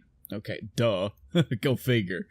I hear that those two in particular are very good. So yeah, if this one, as long as this game doesn't go off in the wild blue yonder, just doesn't go absolutely shit crazy, doesn't pull the Xenogears on me, I'm in. They've got me. They've got my attention. I'm hooked. So yeah. Well, not only is that it for my week, but that's gonna do it for tonight, folks. So what about you? What E3 predictions do you have for the 2019 E3 conference? Anything you're looking forward to? Are you ho-hum about it? Honestly, I kind of am. I can't wait for this show to prove me wrong, but yeah, how do you feel about it? Any of the news articles at all that we talked about today? Any of the movies that video game movies that are coming out? What do you think about video game movies in general? What games have you been playing this week? What have you been working on? What are you interested in? What games are on your backlog? What games do you recommend for me or Chris to play that you haven't heard us talk about, but we just need to play? I'd love to hear that, man. I'd love to hear why you think we should play them, why you're so passionate that we play them. Anything and everything gaming related, anime related, movie related, whatever you want to talk about, man. We'd love to hear anything from you. There are many ways that you can get a hold of us. You can go to Facebook and search for our Facebook page. Just type in a Timecast. It should take you right to our page. And it may be how you found this episode right here. We have an email. You can send us an email at endoftimecast@gmail.com. That's endoftimecast@gmail.com. No funny numbers in there. Just spell it like you heard it. We have a Twitter page. You can tweet us. You can retweet us. However you want to do that. We are featured on YouTube. I say featured. We're not getting paid, please. But our episodes are being uploaded there. After I, edit them over to video, they're getting put there. You can leave comments on there. You at this point, you should be able to just to Google, in quotes, End of Timecast, and it's some way that will take you to one of our episodes on various hosting sites. And there are, again, many ways to get a hold of us. And we love to hear from you. We love to converse and talk with you about your passion for gaming, because we are definitely two passionate people about gaming, still to this day. Yeah, that's going to do it for tonight's episode, folks. And until next time, I'm Michael. And I'm Chris. Good night, everybody.